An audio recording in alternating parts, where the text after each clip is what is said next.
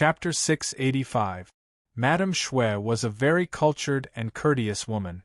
Even though her husband's corpse had been tossed onto the plains outside the official road and she was currently enduring endless grief and humiliation, she still did not lose her manners. Looking at this young man that she did not recognize, she softly asked, "May I ask what is the matter?" Chen Chongqing walked out of the crowd and came to stand in front of her. There was naturally something he needed to do, something that the imperial court currently forbade people from doing: collect Shui Xingchuan's corpse. Madame Shui was somewhat shocked at his answer, and then she became very moved. But she shook her head, a sad smile on her face.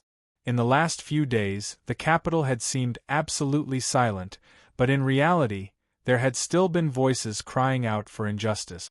However, those people were just like these soldiers from the Tsong province army, cruelly suppressed. She did not want this young man to experience the same thing. Before Chen Chongqing had time to say anything, he was interrupted by a cold and harsh voice. The speaker was the administrator of the Ministry of Justice, Tian Haisheng. He watched as this young man walked out of the crowd, ignoring the cold swords and sabers. When he heard the following conversation, he found it very laughable. Of course, he was also very angry. He did not know who this young man was, but when he saw the scholarly uniform he wore, he believed that he was the same type of person as those hot-blooded students of the 6 Ivies from 2 days ago. Some of your schoolmates have been sent to Zhou prison, others have been whipped several dozen times, and they are all imprisoned in their respective schools. He harshly yelled, "I didn't think that there would still be someone who would dare to make trouble. Are you blind?" At this moment, both sides of the official road were lined with cavalry from the City Gate Department and bailiffs from the Ministry of Justice, a dense mass of at least several hundred people. Those soldiers from the Tsong province army were naturally not weak in their own ranks, but before this array, they were unable to raise a single wave before collapsing with heavy injuries. If an ordinary student of the 6 Ivies were to stand out upon seeing this sight, they would truly be too hot-blooded, perhaps even reckless. In the view of an official like Tian Haisheng, this sort of student was naturally blind. It had been a very long time since Chen Chongqing had heard such words, not since that spring when he entered the Orthodox Academy. Whether it was the Divine Empress or the head of the Tianhai clan, or even the demon lord he had encountered in Mount Han, they would perhaps ignore him, but they would not treat him with such contempt. After all, his status was no longer the same. He didn't react in time, and as a result, he seemed a bit wooden. In Tian Haisheng's eyes, he seemed a bit stubborn. Tian Haisheng did not like stubborn people, because he had never been stubborn in his life. So he became angrier and angrier. He flicked his wrist. With a snap, the whip in his hand broke through the autumn wind and fell towards Chen Chongqing's face. He was angry and didn't have any intention of holding back. Looking at the strength of his attack, if it landed, an extremely deep wound would probably appear on Chen Chongqing's face. Moreover, he wasn't going to whip this young student once. He was going to whip this young student until he cried and rolled on the ground begging for mercy. Cries of alarm rose from the crowd at this sight. Madame Shui's face was snow-white. She wanted to pull Chen Chongqing away, but she was unable to do so. In the eyes of the crowd, Chen Chongqing was scared silly and only knew how to look at the whip. What was the use of this? Suddenly, the crisp sound of the whip disappeared. A crossbow bolt that had come out of nowhere had severed the whip in Tian Haisheng's hand. Tian Haisheng looked at the remaining half of the whip in his hand, speechless and shocked as he gazed into the distance. At this moment, another crossbow bolt shot into his left eye socket, causing blood to spurt out. A howl of pain came from his mouth. The 2 sides of the official road outside the city gate were filled with the panicked shouts of the crowd and the sound of running footsteps. The scene was in utter chaos. At the front of the crowd, Tian Haisheng covered his injured eye, his face pale from pain. His entire body trembled as he waved the broken whip in his hand like a madman. Chen Chongqing held Madame Shui's arm and retreated 2 steps. The chaos did not last for long. The Deputy General of the City Gate Department harshly shouted, ordering the bailiffs of the Ministry of Justice to brave the danger and snatch the whip from Tian Haisheng's hand, preparing to treat his injury. At the same time, the soldiers of the City Gate Department surrounded the scene. Whether it was the crowd watching the spectacle or the heavily injured soldiers of the Tsong Province Army, not a single one of them was allowed to leave. More cavalry rode into the surroundings, attempting to find the crossbowmen as quickly as possible. Chen Chongqing and Madame Shui stood on the official road. Their surroundings were completely empty, not a single person present. The Deputy General of the City Gate Department rode on his horse and looked at Chen Chongqing. He seemed to want to say something, but in the end, he said nothing. Chen Chongqing glanced at him and knew that he had probably recognized who he was. But just a moment ago, he had only glanced at Tian Haisheng's whip before it had snapped. Soon after, Tian Haisheng's eye had been blinded by the crossbow bolt. In the eyes of the crowd, he was a demon, or perhaps an immortal. The soldiers of the City Gate Department naturally believed him to be a demon. When they saw him looking at their commander, they instantly became extremely nervous. Countless swords and sabers unsheathed, spears raised and ready to stab. The Deputy General of the City Gate Department had a nasty complexion. He raised his hand to indicate that no one should move. Su Moyu finally squeezed out of the crowd. Seeing this sight, he breathed a sigh of relief and said, "Fortunately, you didn't act blindly without thinking." The Deputy General of the City Gate Department replied, "He doesn't recognize Principal Chen and even says that Principal Chen is blind. Then he's blind and his blindness serves him right." Chen Chongqing was naturally famous, but not many people had actually seen him up close, not even in the capital. But this Deputy General was Su Shurji's subordinate, so he naturally paid a great deal of attention to Chen Chongqing and the Orthodox Academy, allowing him to recognize Chen Chongqing. He said to Chen Chongqing, "But I must warn Sir, if Sir insists on doing this, it really will." Chen Chongqing asked, "Will I also be accused of plotting rebellion?" The Deputy General's complexion turned even nastier. He thought to himself, not even the Prince of Xiang would dare to place such a crime on the future Pope. This lowly officer cannot make the decision on this matter. The City Gate Department was responsible for the security of the capital and was very important. Those who could make decisions here were naturally important figures deeply trusted by the imperial court and extremely experienced. For example, the Divine General of the Eastern Fleet, Su Shurji, who had once been deeply trusted by the Tianhai Divine Empress and was now highly regarded by the Prince of Xiang. The crowd had already been driven far away. Upon learning of Chen Chongqing's identity, the somewhat absent-minded Madame Shui was helped to the side by Su Moyu to rest. There were very few people on the official road. This was because Su Shurji did not want his conversation with Chen Chongqing to be heard by too many people. 3 years had passed, and his relationship with Chen Chongqing had undergone a massive transformation. He could no longer use his status as uncle, nor could he use the dignity of a divine general to suppress Chen Chongqing. If Chen Chongqing insisted, he would even need to bow to him. To Su Shurji, this was a matter that he could not accept. "This is the decree of the palace. Not even you can defy it," he sternly said to Chen Chongqing, and then his expression softened as he continued, "In addition, are you very familiar with Shuexingchuan?" Today's matter seemed like a minor matter, but in reality, it was an important matter for the new dynasty to establish its might.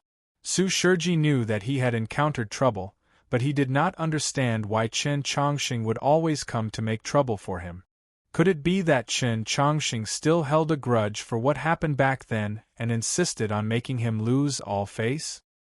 He did not want to fall into that sort of situation, so he forcefully suppressed the anger in his heart and attempted to use gentle words to persuade Chen Chongqing. In the view of Su Shurji and many others, Chen Chongqing and Shuexingchuan were not familiar with each other. In the past, they even had their own camps and were secretly enemies. There was no need for this battle. I am not familiar with Shueshingchuan. Chen Chongqing looked at him and said, but I hear that Sir is very familiar with him? Su Shiji's complexion was extremely unsightly. Shueshingchuan and he were both the Tianhai Divine Empress's most trusted high officials of the military. The former was entrusted with the Imperial Guard, while he was in charge of the City Gate Department. He was naturally very familiar with Shueshingchuan. Not only were they colleagues, they had once been comrades, they were also comrades, friends. If Chen Chongqing was not familiar with Shueshingchuan and did not have the duty and responsibility to bury Shueshingchuan's body, then what about Su Shiji? Chen Chongqing did not think so much. He only spoke according to the thoughts in his heart, leaving Su Shiji speechless. After a very long time, he took a deep breath and said, "This is a decree." Chen Chongqing replied, "But it is unreasonable." Su Shiji coldly yelled, "A decree is the greatest principle of the world." Chen Chongqing shook his head and said, "If you're hungry, you have to eat. If you're tired, you have to sleep. If you're sick, you have to take medicine. If you're dead, you have to be buried. These are the greatest principles." Chapter 686. When hungry, eat, when tired, sleep, when sick, treat, when dead, bury. These were the principles of the heavens and the earth. What was the principles of the heavens and the earth? It was the greatest principle of the world. Chen Chongqing's voice was carried away by the autumn wind, causing the surrounding people to fall silent. Su Shiji had nothing to say, because in front of this principle, anything he said was unreasonable. Chen Chongqing walked towards the plains on the side of the official road, his clothes exuding a faint radiance that not even the beautiful light of the sky could conceal. Su Shiji's expression chilled. "You want to fight with me?" These words were not a threat, but also not a threat. It was more like a warning or a reminder. It had nothing to do with cultivation, nothing to do with authority. Chen Chongqing had clearly understood the underlying meaning. "I am Su Yorong's father. Are you sure you want to fight with me?" Before that snowy battle on the Bridge of Helplessness, whenever Chen Chongqing thought of Su Yorong, he would occasionally feel some sympathy or pity for her, because she had a father like Su Shiji. At this moment, he actually felt that Su Shiji was also very pitiful. Of course, the meaning of the word pity was somewhat different, rather loathsome. He ignored it and walked straight into the plains. Su Moyu followed his orders, supporting Madame Xue as they waited on the official road. Many gazes fell on Su Shiji. The soldiers of the City Gate Department gripped their swords and spears, not knowing what to do next. Su Shiji knew that he could do nothing. That crossbow bolt that had blinded Tianhai Xing had clearly come from a divine crossbow. Although neither the bailiffs of the Ministry of Justice nor the cavalry of the City Gate Department had discovered that crossbowman, he was sure that the Orthodoxy cavalry were not far away. And in the alley deep within the city gate, he could already faintly make out the figures of several cardinals. Those cardinals quickly arrived, accompanied by many priests of the Bureau of Ecclesiastic Education. The priests ignored Su Shiji's gaze and the changes in the expressions of the officials of the City Gate Department and the Ministry of Justice. They began to treat the wounded soldiers of the Tsong Province Army. The matters of the plains naturally had people to take over. Chen Chongqing returned to the official road. Madame Xue finally confirmed his identity. Somewhat shocked and moved, she sincerely said, "Thank you for your Holiness's kindness." Chen Chongqing replied, "There is no need for your Holiness to be so polite. I did not know of this matter. I just happened to see it when I came here." Madame Xue replied, "I'm only worried that this matter will affect your Holiness." Chen Chongqing said, "No problem." Su Shiji had been watching from the side with cold eyes the entire time. When he realized that he and Lady Xue did not know each other, he finally confirmed that there was no friendship between him and the Xue estate, which made him even more puzzled. For the sake of a corpse, He went against the will of the palace and went against his own teacher. Was it worth it? He looked at Chen Chongqing and said, I don't believe that you are doing this for the so-called reason. Chen Chongqing said, I'm not Wang Pu. Everything is straight. I chose to do this because it's beneficial to me. Su Shiji revealed a mocking smile, thinking that it was indeed so. What I cultivate is following my heart. Chen Chongqing continued, no matter what happens, I must act according to my heart. Otherwise, it will greatly affect my cultivation. What did it mean to follow one's heart? If he thought that Qing Shan was charming, then so be it. If he didn't like Qing Shan, then he would have to remove him. If the road ahead was smooth, then so be it. If the road was not smooth, he would naturally have to use his saber. If the scenery was beautiful, then he would enjoy it. If his eyes were filled with filthy smoke and miasma, how could he remain silent? Su Moyu sighed in praise. Following one's heart like this, how was it any different from Wang Po's path of the blade? Su Shiji finally asked, Are you really not afraid? Chen Chongqing did not answer this question. He turned and walked back into the capital. 4 days ago, he carried the Tianhai Divine Empress's body down from the Mausoleum of Books and buried it in the 100-herb garden. He had even done this, so what more Shuexingchuan? The corpses of the generals were buried, and several more tombs appeared on the outskirts of the capital, but nothing happened in the capital. This took many people by surprise. It must be known that the will of the imperial court had been so unyielding in the last 4 days that it seemed particularly cruel. Everyone believed that the Orthodox Academy and Chen Chongqing would inevitably face a storm, even if the Li Palace had once more unhesitatingly expressed its desire to protect them. In the autumn wind and rain, it was not the army of the imperial court that came to the Orthodox Academy, but Madame Xue. In the spring, the Orthodox Academy had its discussion building repaired, and Chen Chongqing met with Madame Xue here. Madame Xue once more expressed her sincere gratitude, and Chen Chongqing once more expressed that he did not need to care. Madame Xue said, In truth, my late husband has always been very curious about Sir. Chen Chongqing was somewhat confused. Divine General Xue actually mentioned me in the estate? Just as he had said yesterday, there was no friendship between him and the Xue clan, and they could even be considered strangers. He could not understand why Shuexingchuan would mention him in the family. Of course, he might discuss matters of the imperial court with his wife or the divine empress's worries, but as for curiosity, it was presumably a more private domain that had nothing to do with the rumors of Crown Prince Xiaoming. Madame Xue looked at him and said, He said that Sir was the second true person he had seen in his life. Ever since Xining came to the capital, the common people had many evaluations of Chen Chongqing. For example, he was brimming with talent, or he was calm and mature, or he was as tranquil as a spring breeze. He did not know that before Shuexingchuan, someone had already described him as a true person. Madame Xue said, My late husband was confused. It was clearly Sir who cut off the arm of his younger brother, so why is it that when Sir occasionally meets him in the palace or elsewhere, you are always so calm? Chen Chongqing understood that this was referring to the incident when he was escorting Su Li back to the south on the wastelands, when he used the intellectual sword. He had just learned to cut off the arm of Divine General Xue He. Afterwards, he and Shuexingchuan had met quite a few times.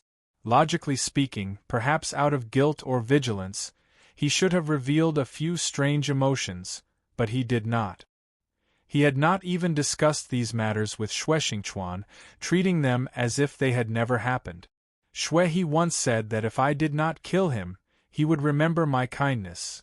Chen Chongqing thought this over, then said, They are brothers, and I did not want Divine General Xue to remember this kindness, so I did not mention it. Madame Xue was deeply moved. On the wastelands, Xue He had said, You did not kill me, only cut off one of my arms, so I will remember your kindness. The world was filled with mutual deceit, so a normal person would definitely not take these words seriously. But Chen Chongqing took them seriously. Xue Xingchuan thought for a very long time before he understood that his calmness and lack of mention were probably because he had taken these words seriously. On that night, he sighed to his wife, Chen Chongqing, truly a true person. Chapter 687. A true person was a very unusual praise. Chen Chongqing was quiet for a while, then asked, "There's another one?" Madame Xue had previously said that he was one of the two true persons that Xue Xingchuan believed to be. Madame Xue did not directly answer this question, but changed her method. "Sir is truly worthy of being the divine empress's son." Chen Chongqing understood and said, "Regretfully, I am not her son." Madame Xue replied, "I am very gratified to hear Sir say that it is regretful."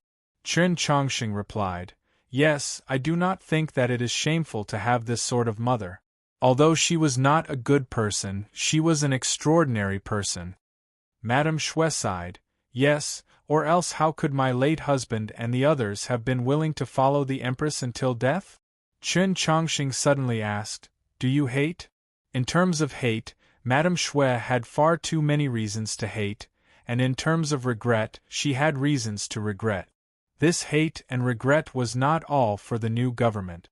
It was for that supervisor of the Ministry of Justice, for Su Shiji, and probably also for that period of time in the past. Madame Xue was very calm, saying, "No, I only hate that Zhou Tong did not die." Chen Chongqing calmly gazed into her eyes, saying nothing, not comforting her. Madame Xue was extremely intelligent and understood. She was rather shocked and moved. She wanted to advise him, but she could not open her mouth, as she did not know what to say. Chen Chongqing had said nothing, so how could she advise him? The two bid farewell. In front of the Orthodox Academy, Chen Chongqing said to Madame Xue, "Please do not leave." Based on the news sent by the Bureau of Ecclesiastic Education, the Xue estate was already empty. There were several boxes of luggage prepared at the back gate. It seemed that Madame Xue might return home in the near future. But Chen Chongqing requested that she not leave. Madame Xue understood his meaning because he understood her meaning. She fell silent for a very long time, then with some difficulty, she revealed a faint smile. "Fine, I will personally see." Chen Chongqing replied, "Sir will see." After the confiscation, the Xue estate had dismissed all its servants. Whether it was the chief branch or the second branch, as long as they had not been implicated, they had all been sent back to their homes. The estate now only had Madame Xue, a servant woman, and an old steward. It seemed particularly cold and cheerless. Madame Xue's intentions were that even this servant woman and steward should leave, but she had no way of persuading them. The maidservant said, "Since we are going to hold a sacrifice, no matter how simple it is, we still have to buy some things. We can help Madame share some of the burden." Madame Xue shook her head. "He's already been buried, so what need is there to hold a ceremony?" The housekeeper said, "Since the imperial court has not said anything, it means that they have tacitly agreed. Presumably, in the coming days, there will be some officials or old colleagues who will come to pay their respects. We have to welcome them." He had spoken according to his old way of thinking, but he had caused Madame Xue to grieve. She indifferently said, "Do you think that anyone would dare to come?" The housekeeper thought that the master was a hero of his generation and had many friends in the capital. As long as the imperial court did not issue an edict, someone would come. Madame Xue asked, "Since we want to hold a sacrifice, where will we find the money?" The housekeeper thought for a moment and said, "I can't sell the sacrificial field in the suburbs of the capital for the time being. As for the shop on Shiji Street, the Xue Manor didn't have enough money now. If they wanted to build a decent praying hall, they had to sell the properties of the clan that hadn't been confiscated, and they had to sell the best properties. Shiji Street was the most flourishing place in the capital, and the shops on the street could be said to bring in gold every day. No one had ever been willing to sell them. The housekeeper saw Madame Shue's hesitant expression and thought that she was unwilling to part with them. He advised, after returning to the village, there will be no one to look after the shops, and they'll be gone sooner or later. Since they won't be coming back, there's no need to keep them. Madame Shue was quiet for a while, then said, "Don't sell the shops." The housekeeper was somewhat shocked. He continued to advise, "Madam, please." Madame Shue shook her head. "I know what you're worried about, but I've already changed my mind. I won't be leaving the capital." The housekeeper was even more shocked at these words, but before he had time to say anything, he heard the madam continue, "In a few days, go back to the village and bring Brother Jean back." Brother Jin's full name was Shue Yejin, and he was Shue, his only son. The housekeeper already knew that second master Shue, he was currently being escorted back to the capital and would probably not be able to escape death. Brother Jean was currently the sole scion of the Shue estate. 2 days ago, after confirming the imperial court's decree, Madame Shue had sent him back to the family in the middle of the night. Why had Madame Shue decided to have him return to the capital? It had to be known that this was an enormous risk. Who knew if those newly ascended figures in the imperial court had changed their minds? With a trembling voice, he said, "Even if Brother Jean returns, how can he watch over those shops? Brother Jean is the only bloodline of my Shue clan. How can he waste his time on these common affairs?" Madame Shue seriously said to him, "When he returns to the capital, he needs to study." The housekeeper inwardly groaned, thinking, just which school in the capital would dare to accept a descendant of the Shue clan? Let alone the 6 Ivies, even the most ordinary school would probably reject Brother Jean at its door. Madame Shue did not speak of her subsequent plans. She said to the housekeeper, "Go and busy yourself with the funeral. As for the money, use this for now. If it's not enough, then we'll talk about it." As she spoke, she took a pure gold hairpin from her hair and handed it over. The housekeeper could only accept the order and take the hairpin out of the door. The maidservant brought over a bowl of tea and said, "Madam should first moisten your throat." Madame Shue took a sip of the tea. As she gazed at her pale face reflected in the tea, she suddenly revealed a smile. Unlike the past few days, although her smile was still tired, it was at least a little brighter. And then she felt that the tea was somewhat sweet. If there was blood in the throat, it should also be sweet. This was what she had discussed with Shueshingchuan. At the time, they had just gotten married. On the second day that she was in charge of the family's financial affairs, she discovered that there were many problems with the clan's accounts and that a lot of money was flowing in the wrong direction. It just so happened that there were many rumors going around in the estate at the time. She was somewhat sad that she had not eaten soup at dinner. Shueshingchuan had no other choice but to tell her the truth. Only then did she know that her husband had been adopted and that he had a brother called Zhou Tong. In order to comfort her, Shueshingchuan told her many other things and interesting stories, as well as stories from the battlefield. For instance, if there was blood in the throat, it should be sweet. If that golden hairpin pierced the throat, it should also be sweet. Madame Shue thought. From the very start, she had never intended to leave the capital. She had intended to bury Shueshingchuan, then commit suicide and follow him. But yesterday the situation changed. She was no longer prepared to die. She was prepared to continue living in the capital, because she wanted to personally see Zhou Tong die. She also wanted to raise the sole descendant of the Shue clan in the capital, because she wanted him to go to the Orthodox Academy to study. Weeping could be heard from outside the courtyard. The servant woman led in a noblewoman with red and swollen eyes.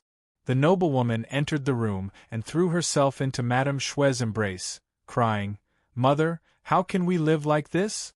Madame Shue gazed at her eldest daughter, who had married the assistant minister of rights, and calmly asked, "You were divorced?" The noblewoman was given a fright, and then she angrily retorted, "I didn't do anything wrong. How could the Wei clan dare to divorce me?" Madame Shue asked, "Since you weren't divorced, why are you crying?" The noblewoman's eyes reddened once more as she replied, "They treated me badly." Madame Shui replied, "If your husband's clan is not willing to accept you, just come back." The noblewoman somewhat awkwardly replied, "In the last few days, father-in-law and mother-in-law have had rather unpleasant expressions, but he can still be considered amiable." Madame Shui calmly replied, "Amiable? If he continues to be amiable, then divorce him." The noblewoman was somewhat hesitant. "Then what about the child? Besides, he's treated me pretty well. In the future, once the matter is settled, Brother Jin's prospects." Madame Shui said, "Whether Brother Jin joins the army in the future or enters the court, you run a store, or remarry, how can you not find a way to survive?" The noblewoman thought this over, then forcefully nodded her head. "Mother's words are reasonable. I will tell him exactly what you said. I am extremely satisfied with today's chapter. From the start of the new volume until now, this is my favorite chapter." Chapter 688. Zhou Tong looked at the middle-aged man in front of him and smiled, his smile somewhat deep and unfathomable. Were these Madame Shui's original words? The middle-aged man's expression was rather uneasy. "My wife has an impatient personality, but I presume that she would not lie in a fit of pique. Thank you, Lord Assistant Minister, for coming to say these words to me." Zhou Tong's attitude was very sincere, his eyes very warm. But after Assistant Minister Wei of the Bureau of Rights left, his eyes very quickly turned cold. The events of that night had occurred only a few days ago. As the person involved, he naturally would not forget them. Naturally, his loyal subordinates wouldn't forget it either. To be more precise, the beginning of that night was that blade glow in the crabapple courtyard. He had almost died at Chen Chongqing's hand. If not for that blade, perhaps the situation would not have developed too differently, but the role he would have played in this matter would probably have been different. Xue Xingchuan was his only friend in the world. Xue Xingchuan was the only person in the world who trusted him. Thus, he had been poisoned to death. On that day in the Imperial Palace, he had received the treatment of the Sacred Light Technique and Shang Xingzhou's personal treatment, so his injuries were almost completely healed. He would have an even higher status in the new dynasty, even greater authority, even more unshakable. To declare and prove this to the entire world, Xue Xingchuan's corpse had been thrown on the official road and not allowed to be buried. In the end, Chen Chongqing was taking care of Xue Xingchuan's corpse. Madame Shui was not prepared to leave the capital. That child called Brother Jin was about to be brought back, and the Shui estate actually still wanted to hold a funeral. Zhou Tong naturally understood what these matters meant. This was a slap to his face. The crabapple tree had already been reduced to splinters, the courtyard in ruins, and the buildings of the department for purging officials above ground had all been destroyed. Only the underground prison was still relatively intact. Zhou Tong stood in the ruins, silently gazing at the faint clouds in the sky, his thoughts inscrutable. A subordinate saw his rather lonely expression and probingly asked, "Milord, my face has always been very thick, or else I would not have lived until today." Zhou Tong indifferently said, "Principal Chen has already slapped the left side of my face. If he's still interested, I can turn my head and let him slap the right side of my face until he's happy." The subordinate said unwillingly, "Why?" Zhou Tong drew back his gaze from the sky and expressionlessly said, "Just because he is Principal Shang's student, His Majesty's junior brother, and the Pope's chosen successor, he has the right to slap my face." Exposing the corpses of Xue Xingchuan and the other officers of the Imperial Guard to the wilderness was a decree of the Imperial Court. Who would dare defy it? If Chen Chongqing dared, who would dare to use the crime of disobeying the laws of the Zhou dynasty or defying the edict to punish him? Why? Just as Zhou Tong had said, if the Imperial Court did not want to split with the orthodoxy right after overthrowing the Divine Empress, it could only endure. Even the Imperial Court had to endure it, not to mention that Zhou Tong was just a member of the imperial court, even if he was a high-ranking official. The subordinate said angrily, "Then how long do we have to endure it?" Zhou Tong was silent for a while, then said, "If even the empress will die, then everyone will die." He was not speaking of Chen Chongqing, but the Pope who had admitted in front of the mausoleum of books that he was old and about to die. On the day the Pope returned to the Sea of Stars, perhaps Chen Chongqing really would become the next Pope, but whether it was the imperial court, Shang Xingzhou, or the collective will of the orthodoxy, none of them would permit him to act like a young man, even though he was still very young. This was the principle that if one wanted to wear the divine crown, one had to bear its weight.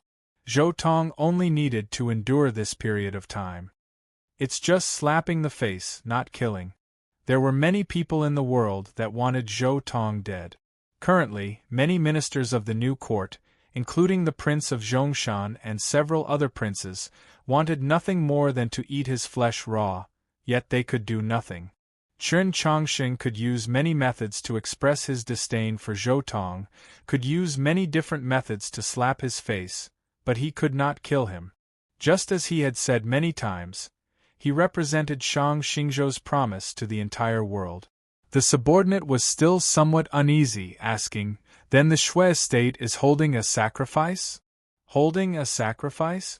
In my opinion, that's more like digging a hole. Zhou Tong chuckled, then said to his subordinates, "It's not important whether or not the courtyard can be restored to its original state, but I want this place to have a crabapple tree. It has to be exactly the same as the crabapple tree from before. Remember to dig the hole a little deeper, that way it'll be easier to live." To this small courtyard in the alley of the Northern Military Department, that crabapple tree was very important. Just like he was to the current world. Both were symbols of some sort. Rebuilding Zhou Prison was a very troublesome project.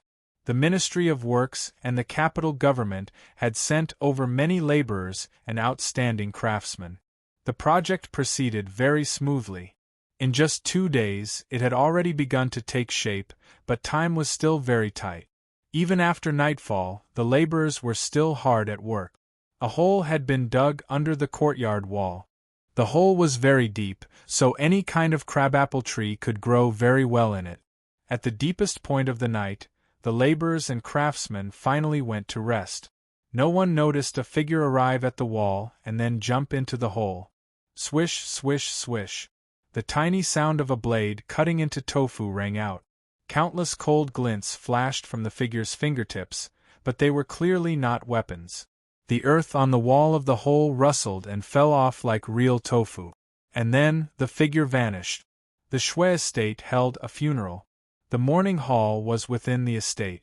It was impossible to see it on the street, only a white pan. Besides this, there was no other change. There wasn't even the sound of weeping or music. It was truly desolate to the extreme. There was no music, because no musicians dared to accept the work of the Shui estate. There was no weeping because no guests had come to pay their respects. Thus, whether sincere or not, the people of the estate could not continue to mourn. This was a scene that many people had already anticipated. Shui Xingchuan's remains had been collected by Chen Chongqing. The funeral of the Shui estate naturally had a different meaning. Some people even believed that this was a contest between the imperial court and the orthodoxy, between Shang Xingzhou and Chen Chongqing, master and disciple. This funeral could clearly see the direction of the wind in the capital, and even the entire continent. From a certain perspective, the people who had come to pay their respects to Shui Xingchuan were also paying their respects to the Divine Empress. There were assuredly people who were loyal to the old Tianhai dynasty, but who dared to show it. In the desolate mourning hall, the housekeeper gazed at Madame Shui and sadly said, "It seems that no one will come. Let alone the ministers of the court, the generals of the army, and those old friends, not even the Li Palace had responded. Only Linghai Jiwang and Daoist Siyuan had come early in the morning to pay their respects. These two prefects of the orthodoxy actually had an ordinary personal relationship with Xue Xingchuan, but everyone knew that they were the same as Xue Xingchuan, both of them firm supporters of the Tianhai Divine Empress. Madame Xue gazed at the empty gate of the estate and calmly said, "There will always be some people who want to come. Even if it's inconvenient for them to come, we still have to wait." Yes, many people in the capital wanted to pay their respects to Xue Xingchuan. Given the friendship they had with Xue Xingchuan, it would be inexcusable for them not to come. But for various reasons they did not dare to come, putting them in an extremely difficult position. Just as Zhou Tong had said, the Xue estate holding a funeral was like digging a pit for these people. Would they jump or not? Time slowly passed. The sun slowly moved. The hour had arrived. The Xue estate was still deserted. No one had come. Chapter 689. The courtyard in the alley of the Northern Military Department was already beginning to look like it did in the past. The hole under the courtyard wall had been dug very deep, but the crabapple tree had still not been brought over. To find an identical crabapple tree was not an easy task, even for the government of the Department for Purging officials, whose power could overturn all levels of society. Zhou Tong was well aware of this point, so he was not the least bit dissatisfied with his subordinates, especially when he heard the reports one after another. Assistant Minister Wei did not return. "I heard that a great disturbance occurred in the estate last night." Before Lord Huang of the Imperial Astronomer left, he discovered that his clan's carriages had been borrowed to a relative of the Madam's clan. They said that they wanted to return to Wuzhou. Tianhai Xingxue has already boarded the carriage, but he was stopped by the guardians of the clan. I heard that an intense conflict broke out between the two. In the end, it was Prime Minister Chenwu who personally appeared that calmed the situation. There was no sound from the Prince of Xiang's estate, but Prince Chen Lu has not appeared today. According to our analysis, he has probably been imprisoned in the Divine Hall in the back of the estate. From the day before yesterday when he learned that Chen Chongqing had appeared to restrain Xue Xingchuan, Zhou Tong's complexion had never been good, especially when he heard that the Xue estate was preparing to hold a sacrifice. Although he had always appeared very calm, his subordinates and many people in the palace could see that he was in a terrible mood. Only when he heard this news did his complexion gradually improve, the indifference in his eyes gradually relaxing. No one dared to go to the Xue estate to pay their respects. This was to be expected. The Xue estate's holding of a sacrifice gave many people in the capital an outlet for their emotions, but it also dug a hole. Although it was said to pay respects to Xue Xingchuan, it was actually more like paying respects to the Divine Empress. Today, the imperial court was watching the Xue estate. Who would dare appear there? Chen Chongqing? Zhou Tong suddenly asked. A subordinate replied, "No one from the Orthodox Academy has gone. I didn't expect our little Principal Chen to be so calm and have such a good grasp of propriety." Zhou Tong walked out of the courtyard with his hands behind his back. But it inevitably makes one sigh at the fickleness of the world. That's right, besides me, who could have any true affection for him? The subordinates were all shocked by these words, not understanding why their lord would say this. Zhou Tong paused and turned to the crowd. "The entire world knows that he is my only friend. Do you not know?" The subordinates saw their lord smile and felt their bodies go cold. How could they possibly answer? On the lakeside of the Tradition Academy, Mao Qiu looked at Chen Chongqing and said, "Now it seems that I was worrying too much. You are much more mature than your peers.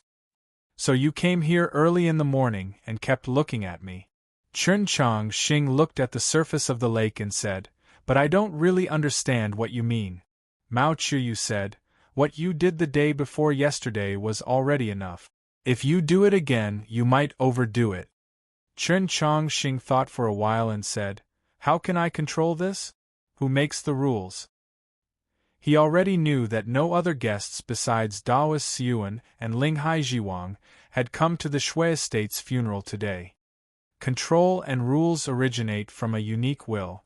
Mao Qiu looked at him and said, "When His Holiness the Pope was alive, the orthodoxy only had one will, so it could only have one voice. But after His Holiness returned to the Sea of Stars?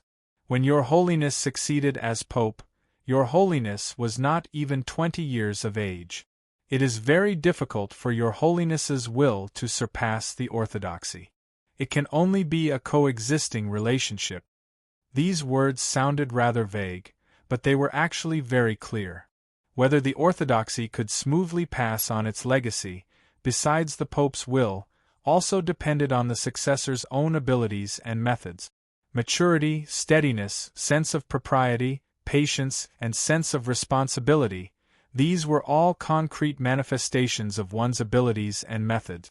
Mao Qiu added, "His Holiness the Pope's health is not very good."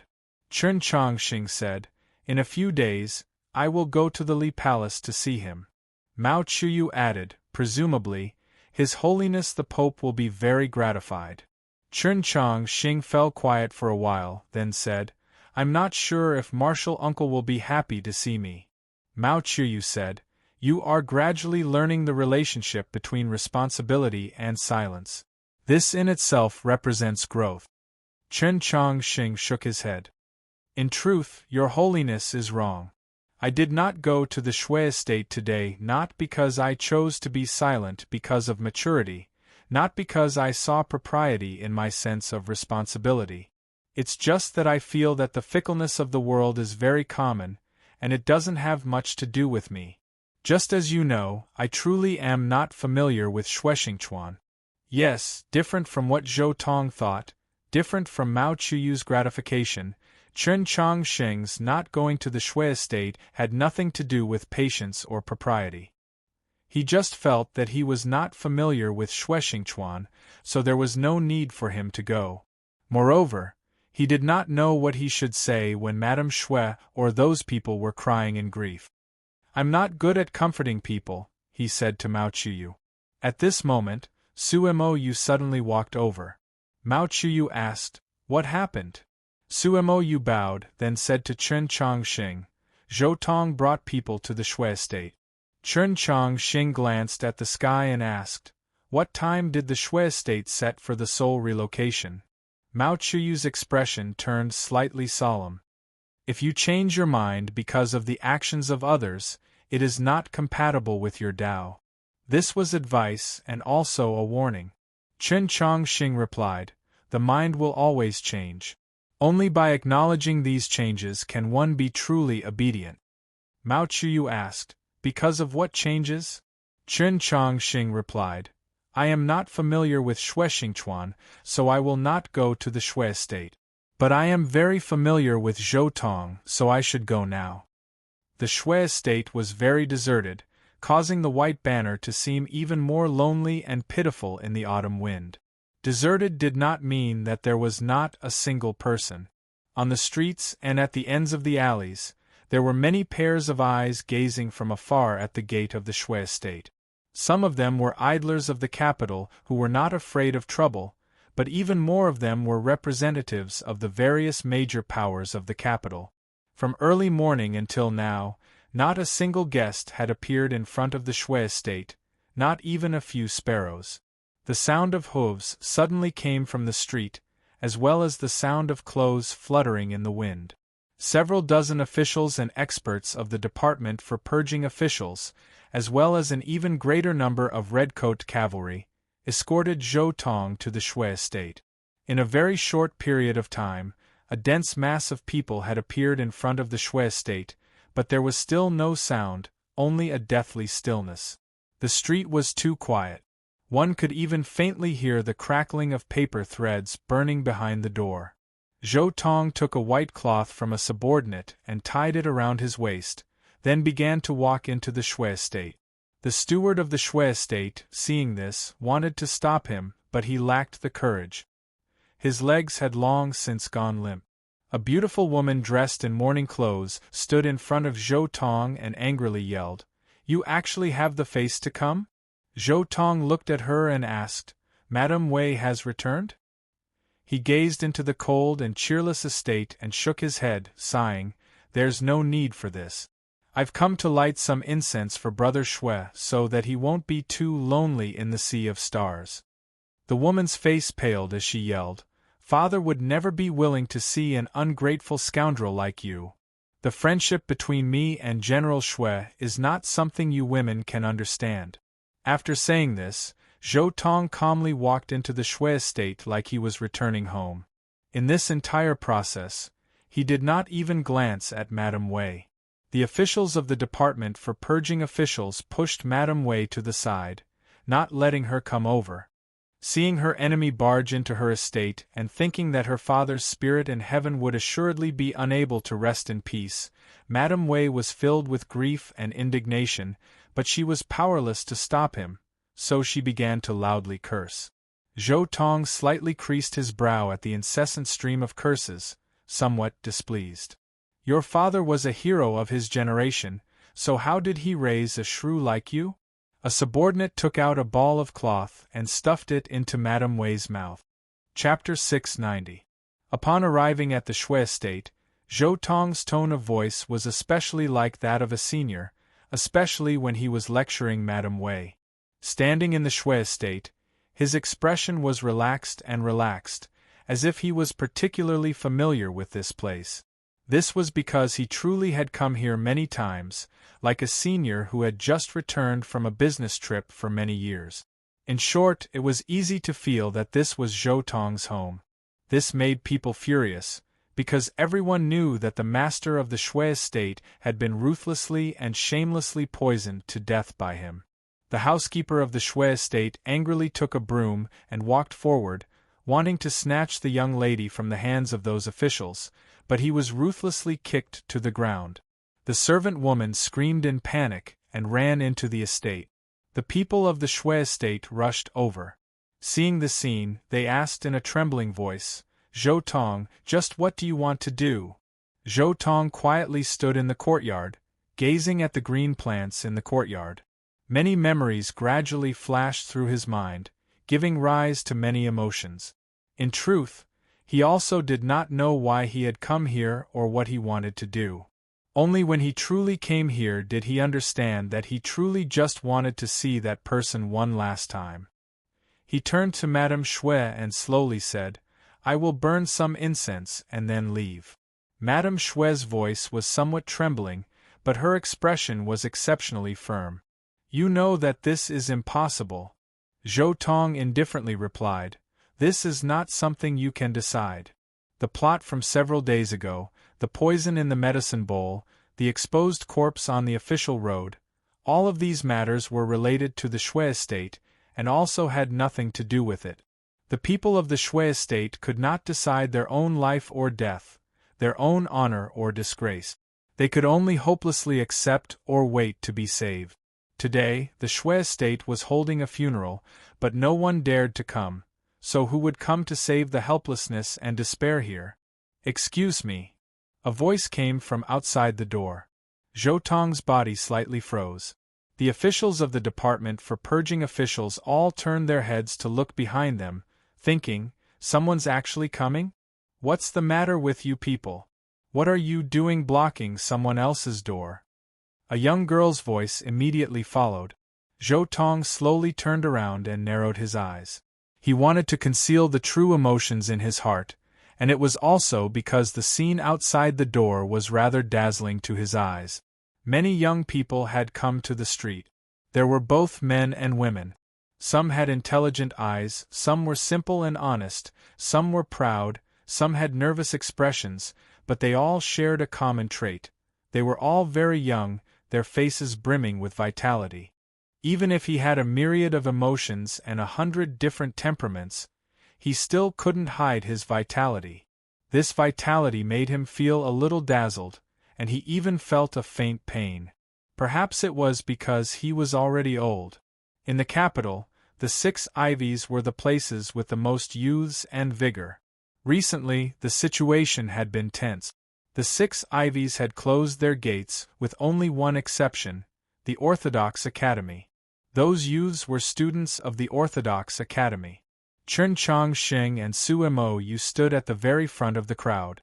At this sight, The officials of the Department for Purging Officials and the spies on the street representing the various factions were all shocked speechless. Chen Chongqing really came. He had come to pay his respects to Shueshingchuan. He had come to slap the face of Zhou Tong and the imperial court. Chen Chongqing walked towards the Shui estate, as if he did not see the officials of the Department for Purging Officials blocking his way. The youths of the Orthodox Academy also followed him forward. Those officials were blocking the entrance of the Shui residence. If they did not give way, the two sides could easily collide. Collision tends to cause friction. The increase in friction would lead to war. The battle escalated to war. Would the situation in Jingdo, which had just calmed down, once again become unstable and uneasy? Zhou Tong said nothing, so the officials of the Department for Purging Officials had no intention of moving aside. The students of the Orthodox Academy also had no intention of stopping, because Chen Chongqing was still walking forward. Zhou Tong had not expected that Chen Chongqing would suddenly change his mind and come to the Shui estate, but so what if he came? At least half of the secret military power of the great Zhou imperial court was in his hands. This was an extremely terrifying power. Chen Chongqing currently had a very high status, but he did not have much power. Just like now, the people standing behind him were just some ordinary students of the Orthodox Academy. Before he ascended to the position of Pope, he could not mobilize the strength of the Orthodoxy. Just how much storm could the Orthodox Academy stir up in the capital? But Zhou Tong's brow creased. What if he had miscalculated? What if there was an accident? What if those princes wanted to move against Chen Chongqing? Just when he was thinking these things, the accident had already arrived. The students of the Orthodox Academy and the officials of the Department for Purging Officials met and then collided. What followed was a natural exchange of curses. Clang! The sound of cold sabers being unsheathed was especially clear in front of the Shui estate, like they wanted to cut through the autumn wind. The officials of the Department for Purging Officials did not take the initiative to attack. Some of them unsheathed their sabers, but most of them wanted to intimidate those youths. They did not know that those youths, especially those girls, had been waiting for this chance. "Stop!" Zhou Tong sternly said. Those youths naturally would not listen to him. Even if the officials of the Department for Purging Officials wanted to listen to him, they had no way of listening to him.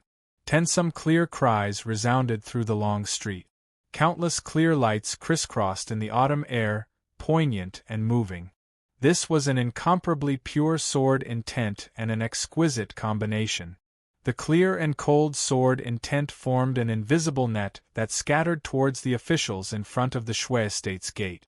Even Zhou Tong himself could only choose to temporarily avoid these sword intents, let alone these officials. Groans rang out one after another as blood spurted out. Tensome officials of the Department for Purging Officials were slashed by these sword intents until their bodies were covered in blood and they were sent flying. In an instant, the stone lions on both sides of the Shui estate's main gate were dyed red with blood. Tensome bloody people appeared on the street, creating a bloody scene. No one could stand in front of the Shui estate's gate. A large, open space had appeared. Chen Chongqing walked in. Yi Xiaoyan and her tensome senior sisters sheathed their swords and returned to stand behind him, following him into the estate. Chen Chongqing walked in front of Zhou Tong. The sounds of metal scraping against metal and the sounds of crossbows being knocked could be heard. The situation was very tense, but Zhou Tong's expression was very calm. He looked at Chen Chongqing and said, "The future pope of my great Zhou dynasty actually needs the protection of the girls of Holy Maiden Peak. If this were to get out, it would truly be rather shameful."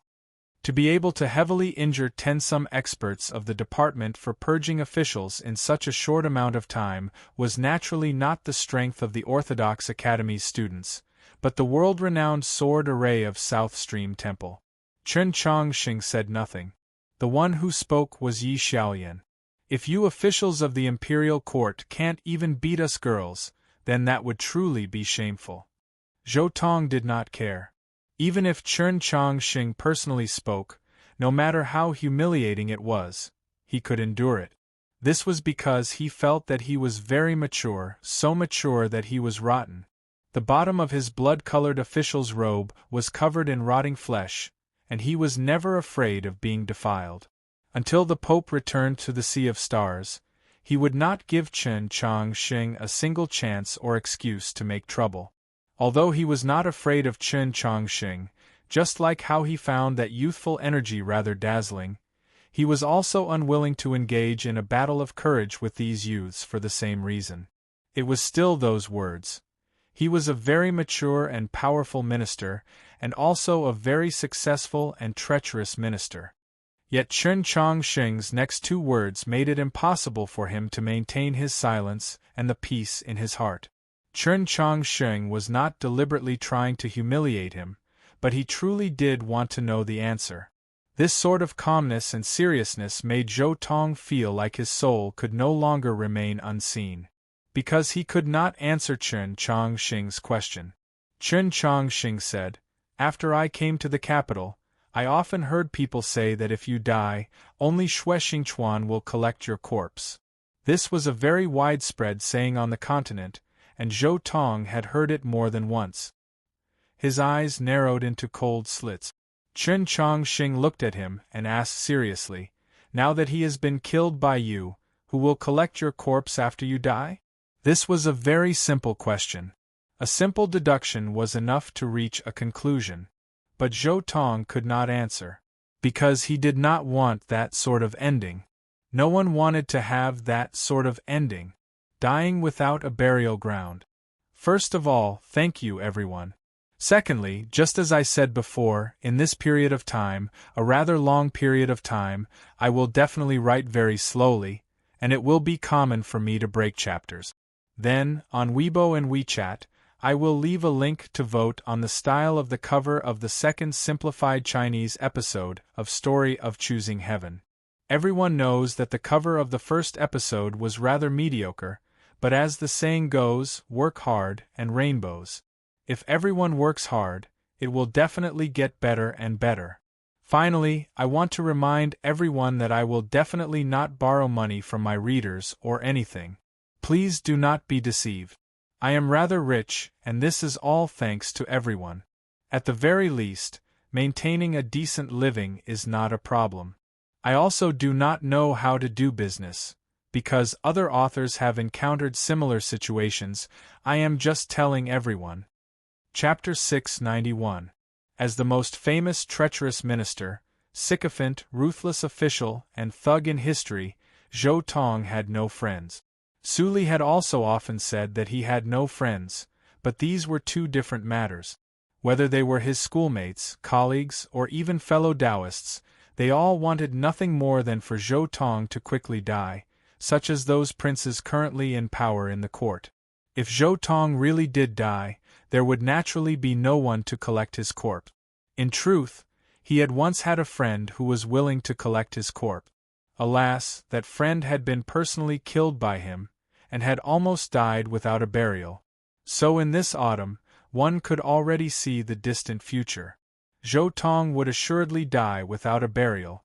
He had no way of blaming others or this world, because all of this was his own doing. From this moment onwards, he would be uneasy, frustrated, perplexed, unable to see any hope of living, until he finally died without a burial. Chen Chongqing's question was not a curse, but a calm analysis, a calm exposure. This was very terrifying. The scene became abnormally quiet. Whether it was the officials of the Department for Purging Officials or the students of the Orthodox Academy, no one spoke for a very long time. At this moment, the only person that could break the silence was Zhou Tong himself. He looked at Chen Chongqing and said with extreme solemnity and seriousness, "The venerable Taoist will naturally take care of my funeral." This was the only thing he could think of in this short amount of time, the greatest possibility of breaking Chen Chongqing's conjecture. He was Shang Xingzhou's dog. When he died, his master would always feel some pity. Chen Chongqing looked at him and said, "I understand him better than you do. Every corpse has value to him.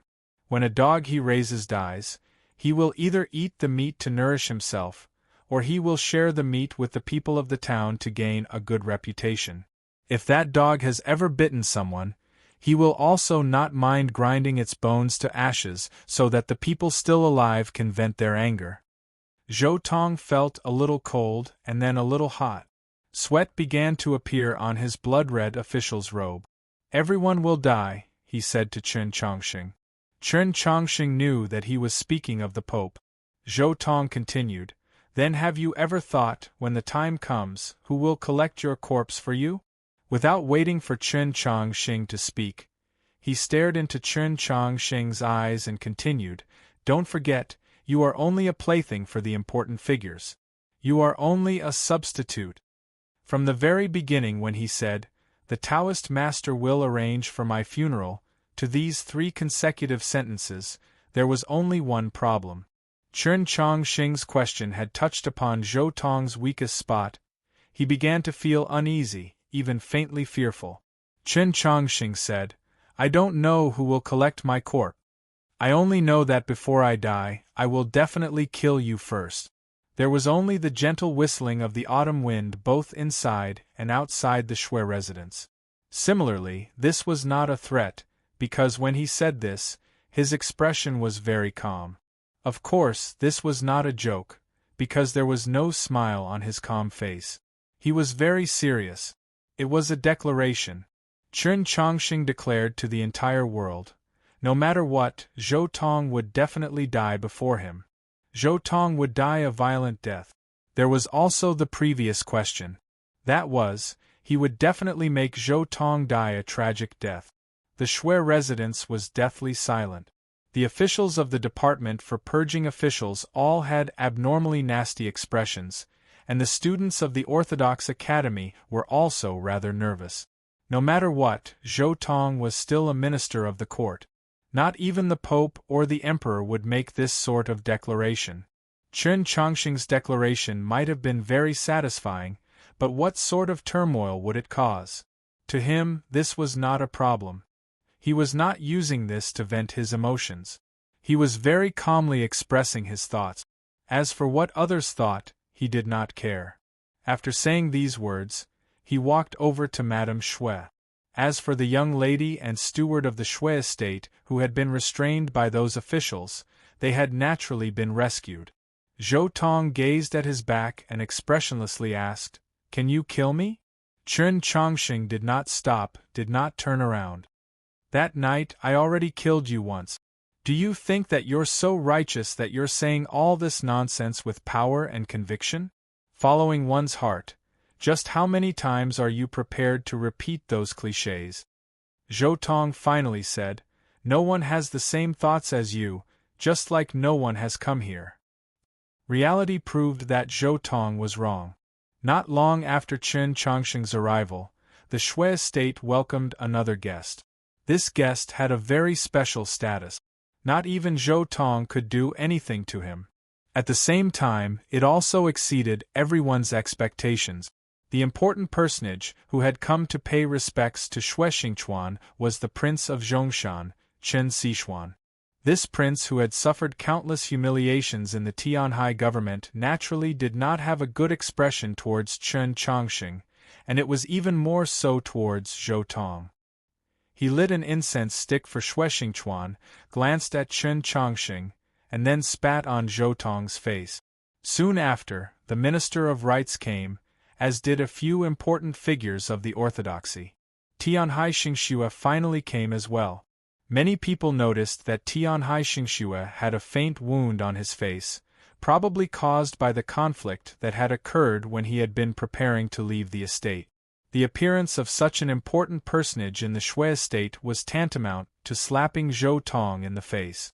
No matter how much Zhou Tong could endure, he could not remain here any longer. Just as he was about to leave, he saw Prince Chen Lu.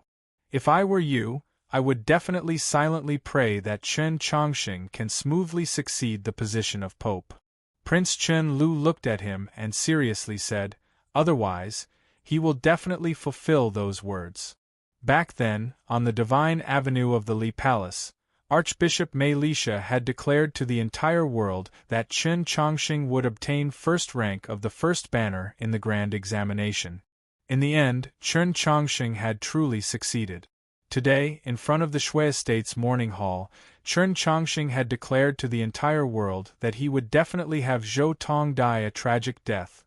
There are many people who want to kill me, but I've still managed to survive all these years.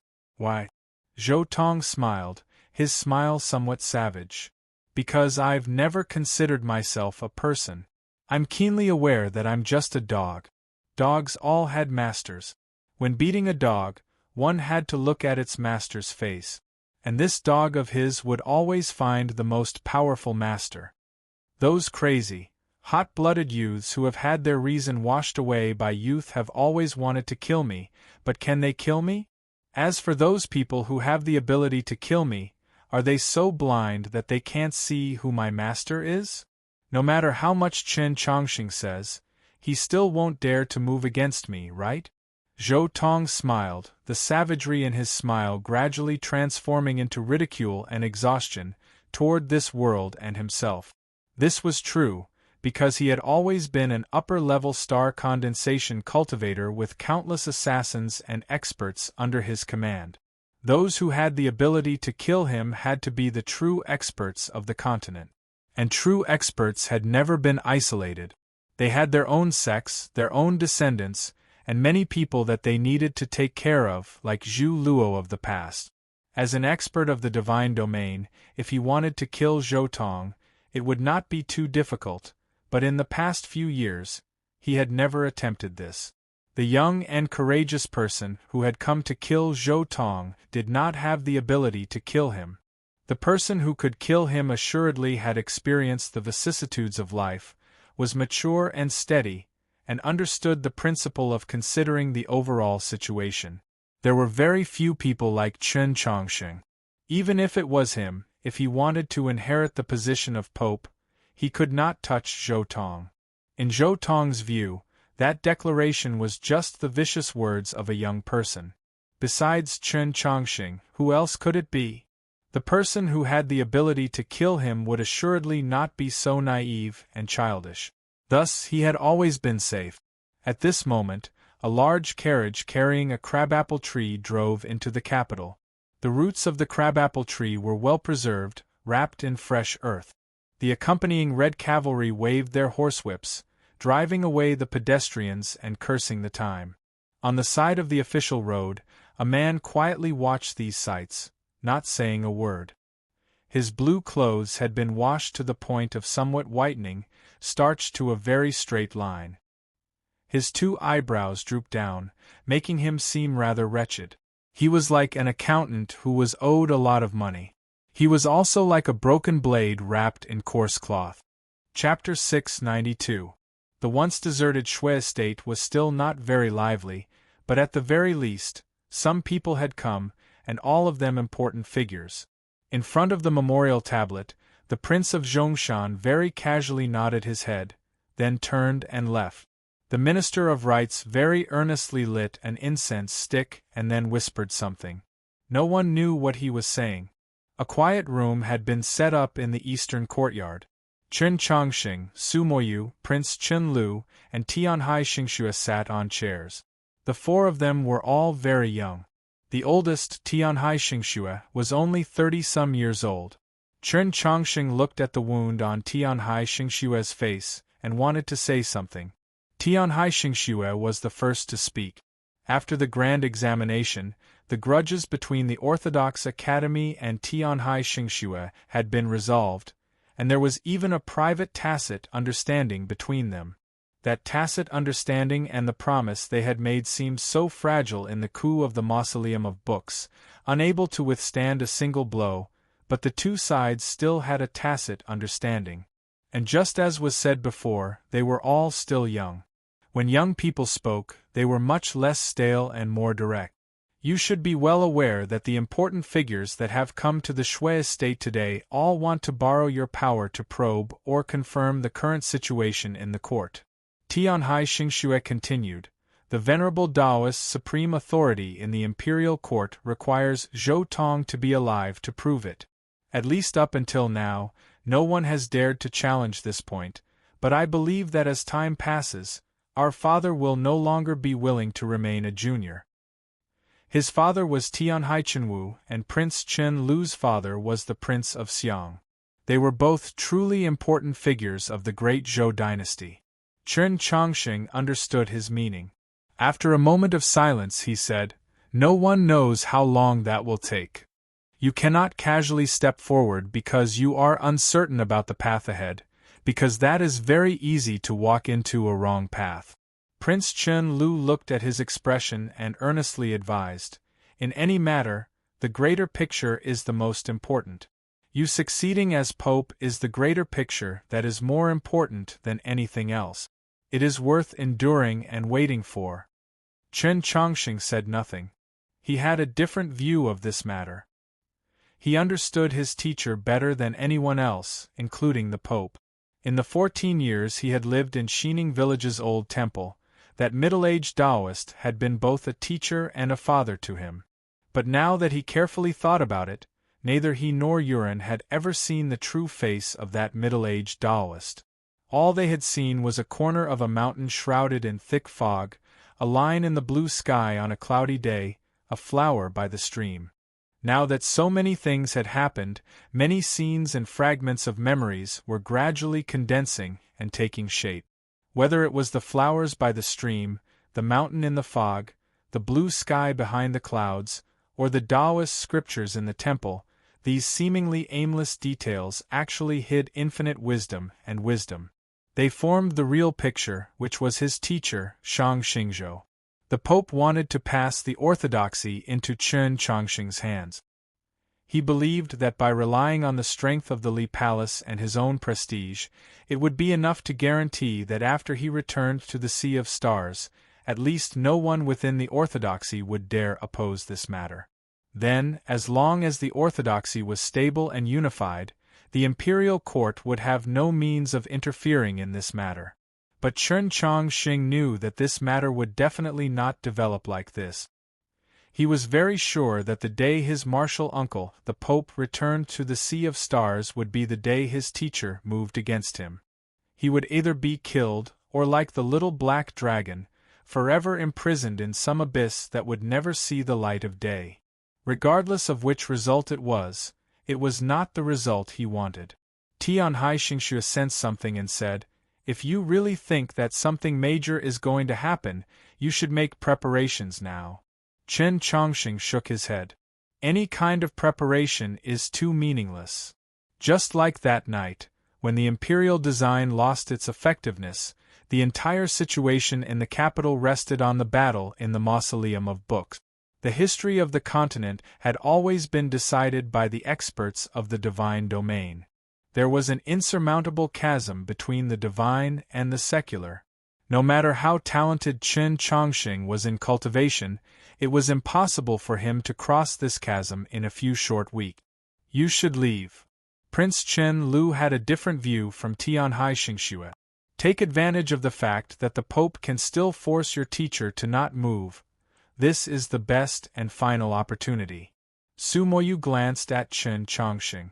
In the Orthodox Academy, he had once made a similar proposal. Chen Chongqing said nothing. He knew that he could not leave. Tianhai Xingxue left. Before walking out of the quiet room, he said, "In a few more days, the celebration will begin." Many major events had taken place this autumn. The Tianhai Empress had returned to the Sea of Stars and the Demon Lord had fallen into the abyss of death. There were also other events that were about to take place. The only thing that could compare to these two events was the confluence of the North and South. In a few days, the celebration for the confluence of the North and South would be held in the capital. Based on what was said in the spring, the White Emperor couple might come to observe the ceremony. Chen Chongqing understood what Tianhai Xingxue wanted to remind him of. Luoluo might return to the capital. Zhou Tong returned to the alley of the Northern Military Department. He stood at the base of the courtyard wall, his hands held behind him as he gazed at the deep hole in the tree. His expression was indifferent, and he said nothing as he waited for the crabapple tree to return. In the autumn sky, the shrill cry of a bird suddenly resounded. He and several of his subordinates raised their heads and saw a black silhouette dejectedly and powerlessly descend from the sky. This was a red eagle, a creature most suited for long-distance flight. In a single night, it could cross 1,000 mountains and 10,000 rivers without feeling tired. This red eagle that had returned from the south had died of exhaustion. A major event had assuredly occurred in the south. The Mountly Sword sect? The Qiushan clan? Or Scholatry Manor? Zhou Tong's brows rose. A subordinate hurried over to present an urgent report from the south. Wang Pe had left Scholatry Manor. The spies of the Department for Purging officials who had been following him this entire time had been thrown off at Clear River 2 days ago, losing track of Wang Pe. No one knew where Wang Pe was going or where he was now. Zhou Tong stared at his subordinate, saying nothing. The subordinate's voice was somewhat hesitant. He might come to the capital. Zhou Tong's expression subtly changed. After a moment of silence, he suddenly said, "I want to enter the palace." The subordinates were somewhat unable to react. If Wang Pe really was coming to the capital, why was His Excellency not hurriedly arranging for people to intercept or kill him, but instead rushing to enter the palace? Are all of you deaf? Zhou Tong's face was rather pale, his voice rather shrill. He was in a rush to enter the palace because he was currently very uneasy, even afraid. Only in the imperial palace, under the gaze of the venerable Taoist, would he feel safe. He was very sure that Wang Pe would come to the capital. He was very sure of what Wang Pe wanted to do. Upon returning to the Orthodox Academy, Chen Chongqing also learned of this news. Su Moyu was very confused. What is he doing in the capital? To offer sacrifices to Xue Xingchuan? No one dared to collect Xue Xingchuan's corpse, no one dared to pay homage. At this sort of time, if Wang Pe appeared, it would very much conform to the impression the common people had of him. Chen Chongqing did not believe this. He knew that it was not to offer sacrifices, nor was it for anything else. Wang Pe had only come to the capital to do one thing. He wanted to kill Zhou Tong. Chapter 693. The news that Wang Pe might come to the capital quickly spread, causing many people to be astonished. After Su Li, Wang Pe became the greatest idol in the hearts of the younger generation of cultivators on the continent. He was not as free and at ease as Su Li, nor was he as charming, cold and emotionless, but he was also a cultivation genius rarely seen in 100 years. He had once forced snow-treading Sun Mei to guard the mausoleum of books, not giving painted armor Xiao Zhang or Liang Wangsun any chance. There were many experts beneath the divine domain, such as Xue Xingchuan. Even though he was ranked at the top of the proclamation of liberation, he was publicly acknowledged as the strongest, and compared to Su Li, he was more in line with the common definition of a hero, such as that night rain in Xuanyang City. Most importantly, the aura of legend about him was too thick. As the only descendant of a declining clan, he had grown up in an extremely vile environment, even more arduous than other cultivation geniuses. After working as an accountant in the Wenshui Tangs for a few years, he began to travel the world. In just 10-some years, he established Scholatry Manor in the south and became a local tyrant. Just like Su Moyu, upon learning of this news, everyone's greatest question was, why had he come to the capital, and what was he preparing to do? The allusion to Wang Pe of Tianliang was a story known to the entire continent. As a descendant of the Wang clan, the meaning behind his name, Wang Pe, was obvious. Perhaps it was for this reason that the imperial court had always been wary of him and had attempted to suppress him countless times. He was also well aware of this, so he rarely appeared in the capital. Wang Pe coming to the capital was naturally a major event. In the past, even if he came to the capital, he would come noiselessly and inconspicuously, such as on the night of Sun Mei's death. The present situation was completely different. Even if he wanted to enter the capital in a low-profile manner, he could not do so. On that night in the Mausoleum of Books, Zhu Luo had not yet recovered from his heavy injuries and had forcefully taken action, initiating the grand battle of the entire world against Tianhai. He had paid the price of his body and soul, all for the sake of obtaining the promise that the new government represented by Shang Xingzhou would make, that the Wang clan would never be able to rise again. The Wang clan was Wangpe.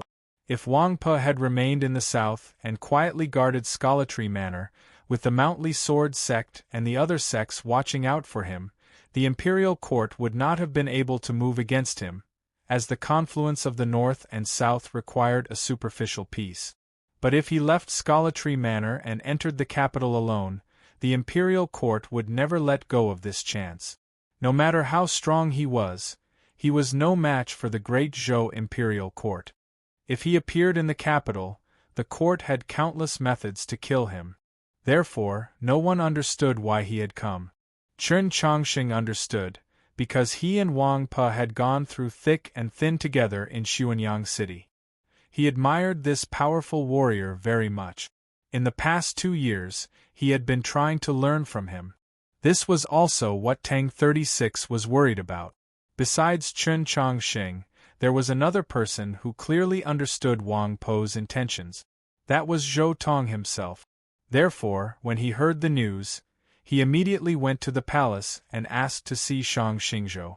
Not long after he entered the palace, the situation in the capital grew tense once more. From the Ministry of Military Affairs to the Ministry of Justice, from the Department for Purging Officials to the City Gate Department, countless experts and assassins began to search the street. Chen Chongqing was a little worried. After thinking for a whole night, he risked asking people from the orthodoxy to help him search, but he didn't find anything. The imperial court did not find anything either. No one could find Wang Pe. He disappeared just like that. Time passed slowly, and the feeling of autumn became stronger and stronger. The celebration of the confluence of the north and south was approaching, and the great Zhou imperial court had made many preparations. All the famous buildings in the capital had been renovated, and even the Mausoleum of Books had been tidied up. But the mood in the capital was not completely cheerful or relaxed, because the aftermath of the coup of the Mausoleum of Books had still not completely dissipated. The Orthodox Academy was still unwilling to hand over the Divine Empress's body, and Wang Pe had still not been found. At this time, the Orthodox Academy received 2 letters. One came from Holy Maiden Peak, personally written by Su Yorong. She had returned to South Stream Temple, and logically speaking, she should have called back the disciples of South Stream Temple.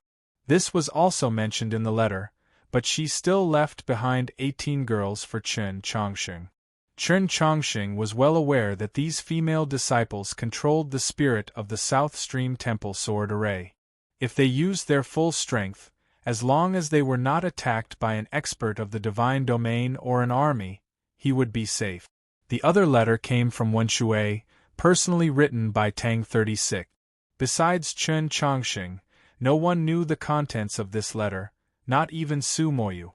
Su Moyu and the teachers and students of the Orthodox Academy only knew that after Chen Chongqing read the letter, he was in an extremely low mood and fell silent for a very long time.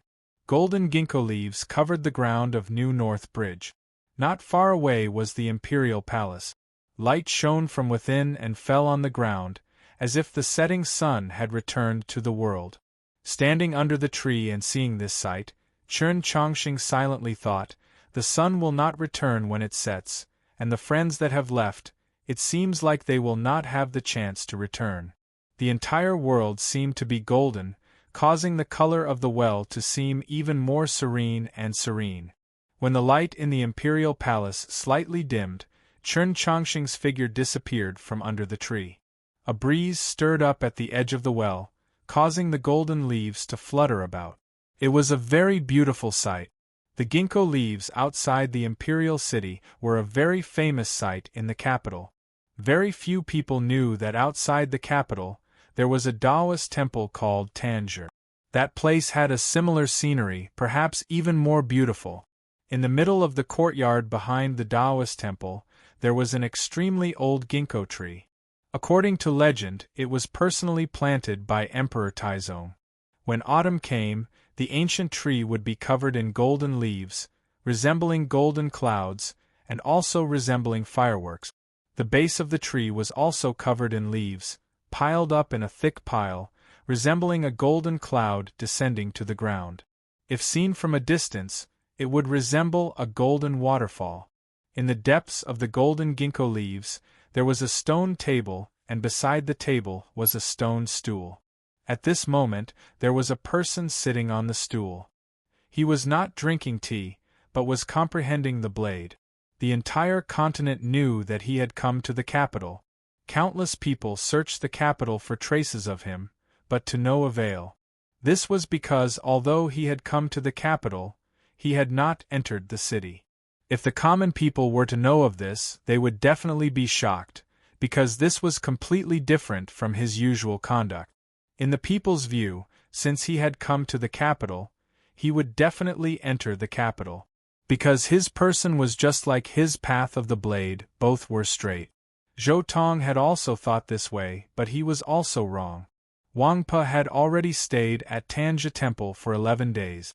Every day, he would come to meditate under the ginkgo tree. He comprehended the blade, but did not practice it. The metal blade was always sheathed, the sheath on his knee. The ancient tree incessantly shed its leaves, covering the earth. It was so pure and dazzling that it was difficult to imagine what lay beneath the leaf. Those golden leaves would naturally fall on his body, piling up in his clothes and gradually covering the sheath, making it difficult to imagine what the blade in the sheath looked like. Wang Po's path of the blade, in this sky full of yellow leaves, was faintly changing. Chapter 694. Time passed, and autumn deepened. The yellow leaves covering the sky had all fallen, and all that was left of the ancient trees in Tanja Temple were bare trunks and branches. The path leading into the mountain was still covered in fallen leaves, but after being drenched by the autumn rain that had begun last night, it had lost all its beauty. It was just as vexing as a soaked bedding. In the end, the wet fallen leaves still had some advantages. When walking on them, they would not make any noise. Borrowing the cover of the gloomy sky and the drizzle, several dozen experts of the great Zhou army and even more assassins and spies of the department for purging officials stepped on the wet fallen leaves and noiselessly crossed the mountain path, sneaking into the autumn forest halfway up the mountain. All the paths leading from Tanja Temple to the outside world had been completely controlled. No one could leave. There was a rustling sound, somewhat crisp and dry.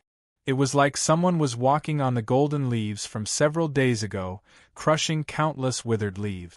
This was not the sound of the leaves shattering, but the autumn wind passing through the curtain of rain and incessantly rustling the paper. A man walked over from the mountain path, his face covered by a piece of white paper that covered his nose and mouth.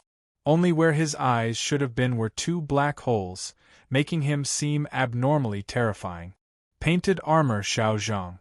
The rain falling from the sky automatically avoided his body.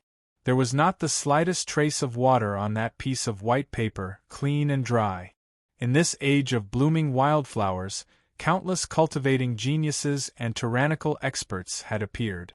Among them, he was the most terrifying, the most powerful.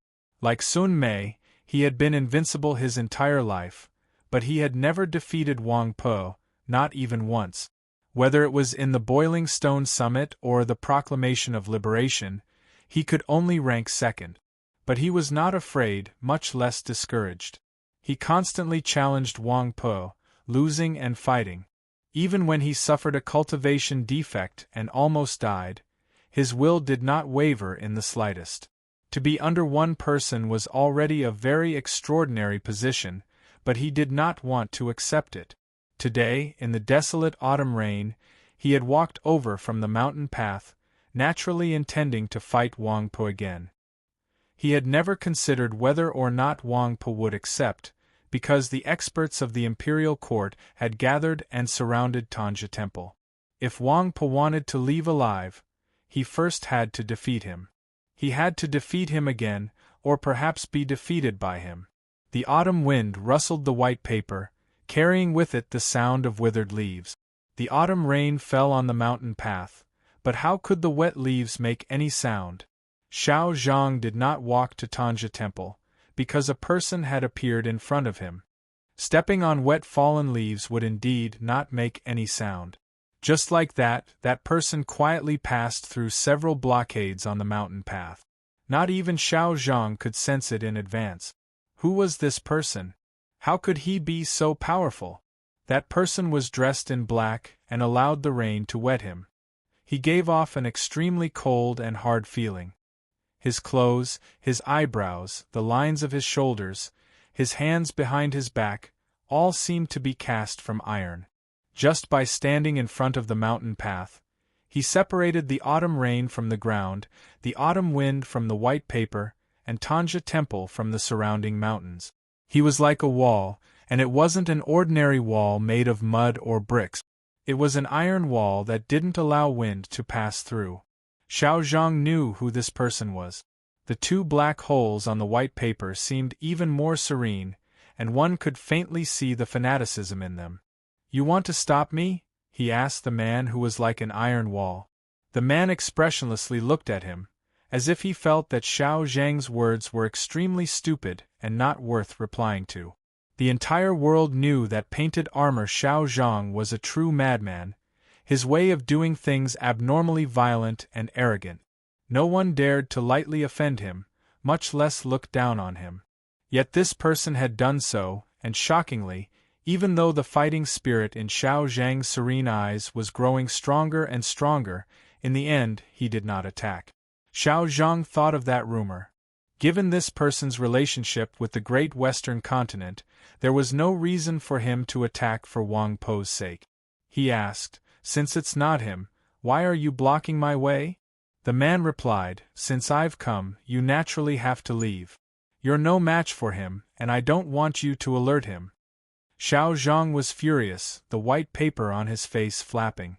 Suddenly, the autumn wind vanished from his face. He fell silent because he understood what this person meant. "This isn't fair to him." Xiao Zhang stared into his eyes. This person clearly wanted to go to Tanja Temple and fight Wang Po. Xiao Zhang said that this wasn't fair to Wang Po. This meant that in his view, this person's cultivation was far above Wang Po's. Logically speaking, he should not have lowered himself to fight Wang Po. Wang Po was a member of the Proclamation of Liberation, and in the eyes of the common people, he was the strongest expert below the divine domain. Just who in the world could be said to be stronger than him? If there really was, then it was assuredly one of those powerful figures of the divine domain, those old monsters that could be counted on two hands. Just who was this person? Which one of the storms of the 8 directions was it? Or was it some expert that had lived in seclusion for many years? Xiao Zhang knew who this person was, so he said that it was unfair, but this did not mean that he feared him. He seemed to see Wang Po collapsing beneath that ancient tree, his body covered in blood. He found this somewhat difficult to accept. Just like Sun Mei, he had spent his entire life trying to surpass Wang Po. He found it impossible to accept that Wang Po would be killed before he had even succeeded. At this moment, he felt an intense desire to stop this man. This person could kill Wang Po. Wang Po was stronger than him, yet he wanted to stop him. No matter how he looked at it, this was an extremely crazy idea. He had always been a very crazy person. Rain fell on the spear, drenching his hand. It was Xiao Zhang's hand, very tight, very strong. "What right do you have to talk to me about fairness?" The man glanced at Xiao Zhang, his expression indifferent as if he didn't exist. His shoulder, which was like an iron wall, had been washed by the autumn rain as if it had been polished countless times. It exuded a metallic luster, and then its edge was revealed. A groan pierced through the white paper. The autumn rain washed the spear, his fingers turning white. In the end, Xiao Zhang still did not take out his spear. Or perhaps it was better to say that he could not take out his spear. He could only watch as the man walked through the autumn rain towards Tanja Temple. Like an iron wall, his body glowing with a cold light. Tai Shu, one of the storms of the 8 directions. He was born in the great western continent. When he was young, he had fallen into the sea to escape. Crossing the ocean, he had almost died, but fortunately, he had been saved by a person on the shore. That person was called Guan Xinca. In the past 10 years, he had wandered the southern sea, comprehending the heavenly Tao. Now, he had finally returned.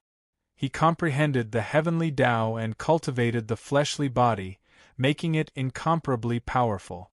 The blooming of the iron tree was on par with Bi Yanghong's little red flower, but no one had ever seen it with their own eyes. He arrived at Tanja Temple. The leaves of the ancient tree had already fallen, leaving a few yellow leaves on the ground, soaking in the rain. Tai Shu walked to the stone bench, sat down, and closed his eyes. Just like Wang Po in the last few days. Chapter 695. After some time, Tai Shu opened his eyes, a hint of viciousness flashing through them, and then a hint of perplexity. He seemed to be in a particularly complex mood. Under the ancient tree, among the yellow leaves, on the stone bench, he had sensed the qi left behind by Wang Po a few days ago. He had not expected that Wang Po's path of the blade had become even more profound. At Wang Po's level of cultivation, advancing even a single step was incredibly difficult, yet this person had been able to advance so much in such a short amount of time. Back in Xuanyang City, when Wang Po was facing Zhu Luo, although his blade was strong, he had not been able to find a single opportunity. And after quietly comprehending in Tanja Temple for many days, the situation had changed. If Wang Po was allowed to continue advancing, no one knew when he would cross that threshold. For the first time, Tai Shu felt pressured. And then, his killing intent grew even stronger. Neither the imperial court nor he would permit the day to come when Wang Po's path of the blade reached great success. Rising from the stone bench, he gazed at Tanja Temple, quietly sensing the flow of qi in the world. There was someone in the temple, someone of a very high level of cultivation, only a few strands away from him. He walked in that direction. The wet yellow leaves on his shoes shattered into the finest strands, like chrysanthemums in full bloom. The autumn wind tore through the curtain of rain and pushed open the door of Tanja Temple. When he was still 10 some zhang from the temple's threshold, the cold autumn wind did not wreak havoc, instead being buffeted by 2 fresh and indifferent gusts of wind. These 2 gusts of wind came from a pair of sleeves. The person in the temple was not Wang Po, but Mao Qiu. The fence to the side of the temple was pushed open and Taoist Baisher walked out of the rain. Linghai Jiwang and Taoist Siyuan had come from the mountains to the east and west. In the autumn rain, the silhouettes of many red-clothed figures could be faintly seen in the forest. 4 prefects of the orthodoxy, each wielding a precious treasure, had brought countless cardinals of profound cultivation and had tightly surrounded Tanja Temple. This array of forces was truly enormous. If one wanted to kill an expert of the divine domain, one needed this sort of array of forces. Tai Shu looked at Mao Qiu, his eyes slowly narrowing. His killing intent had not diminished in the slightest, but had instead become even more frightening. As expected, the Li Palace had moved. Did they want to protect Wang Po, or did they really want to use this chance to kill him? He was keenly aware that if it was the latter, then even if he could leave with his life, he would still have to pay a grievous price. He stretched out his hands into the rain, letting the cold rain wash over them. He gazed at Mao Qiu, who was slowly walking out of the temple, and expressionlessly asked, "Is this His Holiness the Pope's decree?" Mao Qiu didn't directly answer his question. Instead, he looked into the distance. Tai Shu had already sensed it, which was why he asked this question. In the distance were the mountains. The yellow and red colors brought about by autumn had long been washed away by the cold rain. At some point, a royal carriage had appeared at the edge of the cliff. The Prince of Xiang had personally arrived. The imperial court's attempt to kill Wang Po might become the Li Palace's attempt to encircle and kill Tai Shu. If that royal carriage hadn't appeared on the cliff, if the faint thunder-like hoofbeats of the army hadn't come from behind the mountain, no matter who the target was, the situation had already become clear. His Majesty wants me to ask you something. Mao Qiu looked at Tai Shu and asked, "Have you all forgotten the oath you made to the starry sky?" Many years ago, the experts of the divine domain, led by the Pope, had used the starry sky as a guide to swear an oath. The content of the oath was that the interests of the human race would always come first.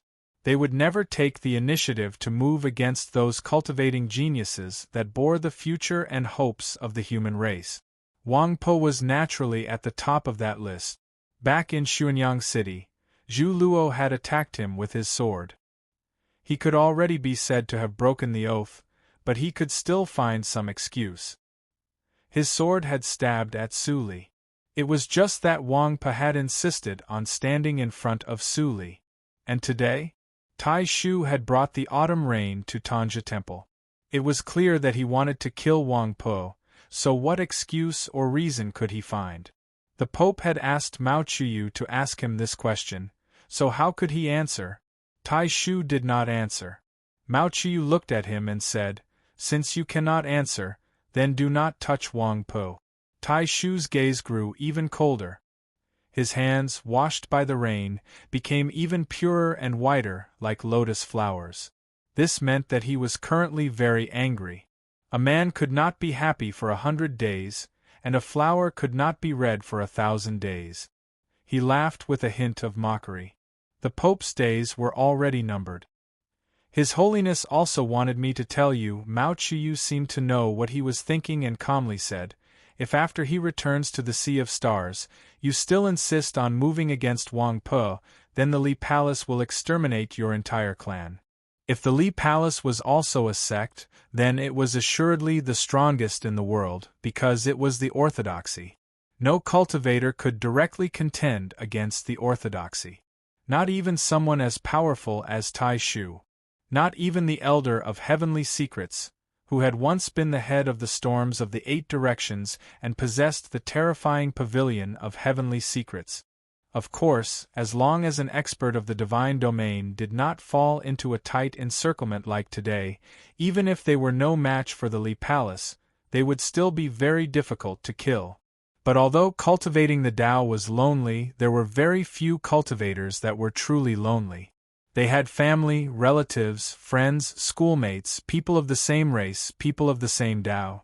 After Mao Qiu finished speaking, a deathly stillness reigned. "Exterminate your entire clan." These 4 words were just like Tai Shu. They were unyielding, cold, and had an intimidating metallic flavor. Tai Shu looked at him and said, "All of you should be well aware that Wang Po has come to the capital to kill." Mao Qiu's expression did not change as he said, "If he kills, he will violate the laws of Zhou and will be punished by the officials of the imperial court." Many people's gazes fell on the royal carriage on the cliff in the distance. The Prince of Xiang did not leave the carriage. Tai Shu laughed, his laughter tinged with derision and derision. Mao Qiu's words represented the Li Palace's stance. This stance was very cold. He wants to kill, and all of you don't care. I haven't even killed anyone, so why does your Holiness care? Because you have the heart. This is not fair. Mao Qiu did not answer Tai Shu's question. He turned and walked off the mountain. Linghai Jiwang and the others followed. The Pope truly had no desire to kill Tai Shu. Just like in the Orthodox Academy, the Li Palace was only displaying its strength. To protect the Emperor, one needed to hold a blade in front of them. To escort, one needed to hold a boat in front of them. There was no need to use a blade, no need to actually collide. It was enough. Tai Shu watched the orthodoxy leave in the autumn rain, the corners of his eyes twitching. These people were all important figures of the orthodoxy, but none of them were a match for him, so he did not dare to strike. It truly was not fair. just as he had said to Xiao Zhang on the mountain path. In front of the Pope and the orthodoxy, what right did he have to talk about fairness? The yellow leaves fell and the chill gradually deepened. This year's winter in the capital seemed to arrive a little earlier than usual. It was still late autumn, but it had already snowed quite a few times. The people of New North Bridge felt this even more keenly. They hid in their homes, constantly rubbing their hands and cursing the weather. No one noticed that this harsh cold had something to do with that abandoned well. The cold wind constantly blew out from the mouth of the well, sobbing like a flute, but also like weeping tears of joy. Chapter 696. No true battle had taken place in the Battle of Tanja Temple, but the dangers hidden within were far more terrifying than the vast majority of battles in the world. On that rainy day, the imperial court and the orthodoxy had mobilized far too many experts. It was simply impossible to conceal the news. The common people quickly learned of Tai Shu's return from the Southern Sea and that he had come to the capital to kill Wang Po. At the same time, they also confirmed Wang Po's goal. He had come to kill Zhou Tong. Most importantly, they finally confirmed that the rift between the imperial court and the orthodoxy was growing deeper and deeper. A major problem could arise at any moment. The two great powers that had cooperated in the coup of the Mausoleum of Books had not long ago turned against each other. This was a very difficult matter to understand, but now everyone clearly understood why. Because of Chun Chongqing. No one noticed the cold wind emanating from the bottom of New North Bridge, nor did anyone know what Chun Chongqing was thinking. He had never left the Orthodox Academy. He quietly sat by the window of the library, reading, not looking at the scenery outside the window, not asking about what was happening outside. Many people guessed that the Divine Empress's body was probably buried in the Orthodox Academy by him, but there was no way to confirm this. Even a powerful figure like Eunuch Lin had returned in defeat. The Li Palace had clearly expressed its stance, so who would dare forcefully charge into the Orthodox Academy to investigate? The imperial court did not continue to issue a decree demanding that the Orthodox Academy hand over the Divine Empress's body, but everyone knew that this matter could not possibly end here. Many people did not understand why Chun Chongqing had done this, including some important figures of the orthodoxy, like Taoist Baisher. If it was just for the right to inherit the orthodoxy, then with the Pope's decree, he only needed to find a suitable opportunity to display his goodwill to the imperial palace and they would assuredly withdraw their original plans. But he did not accept the decree, nor did he request it into the palace. He did not send a message to the people of the imperial palace through anyone. He remained silent. By now, the entire world knew that he was a descendant of the descendants of the deceased, that the blood of the Chun clan flowed in his body, but that he was not mother or son to the Divine Empress. Looking back over the past few years, he and the Divine Empress should not have had any affection for each other. Why did he defy 3 decrees in a row? Why did he use his attitude toward Zhou Tong to express his disdain for the imperial court? Why did he have to use silence against his own teacher? Xue Xingchuan had already been buried and he had been brought back to the capital and imprisoned in Zhou prison. For some complicated reasons, there was probably no danger to his life for the time being. The Xue estate had returned to peace, but no one could forget the liveliness of the Xue estate's funeral a few days ago. Many factions had sent representatives. Was this a nostalgia for the old dynasty or a hatred for the new?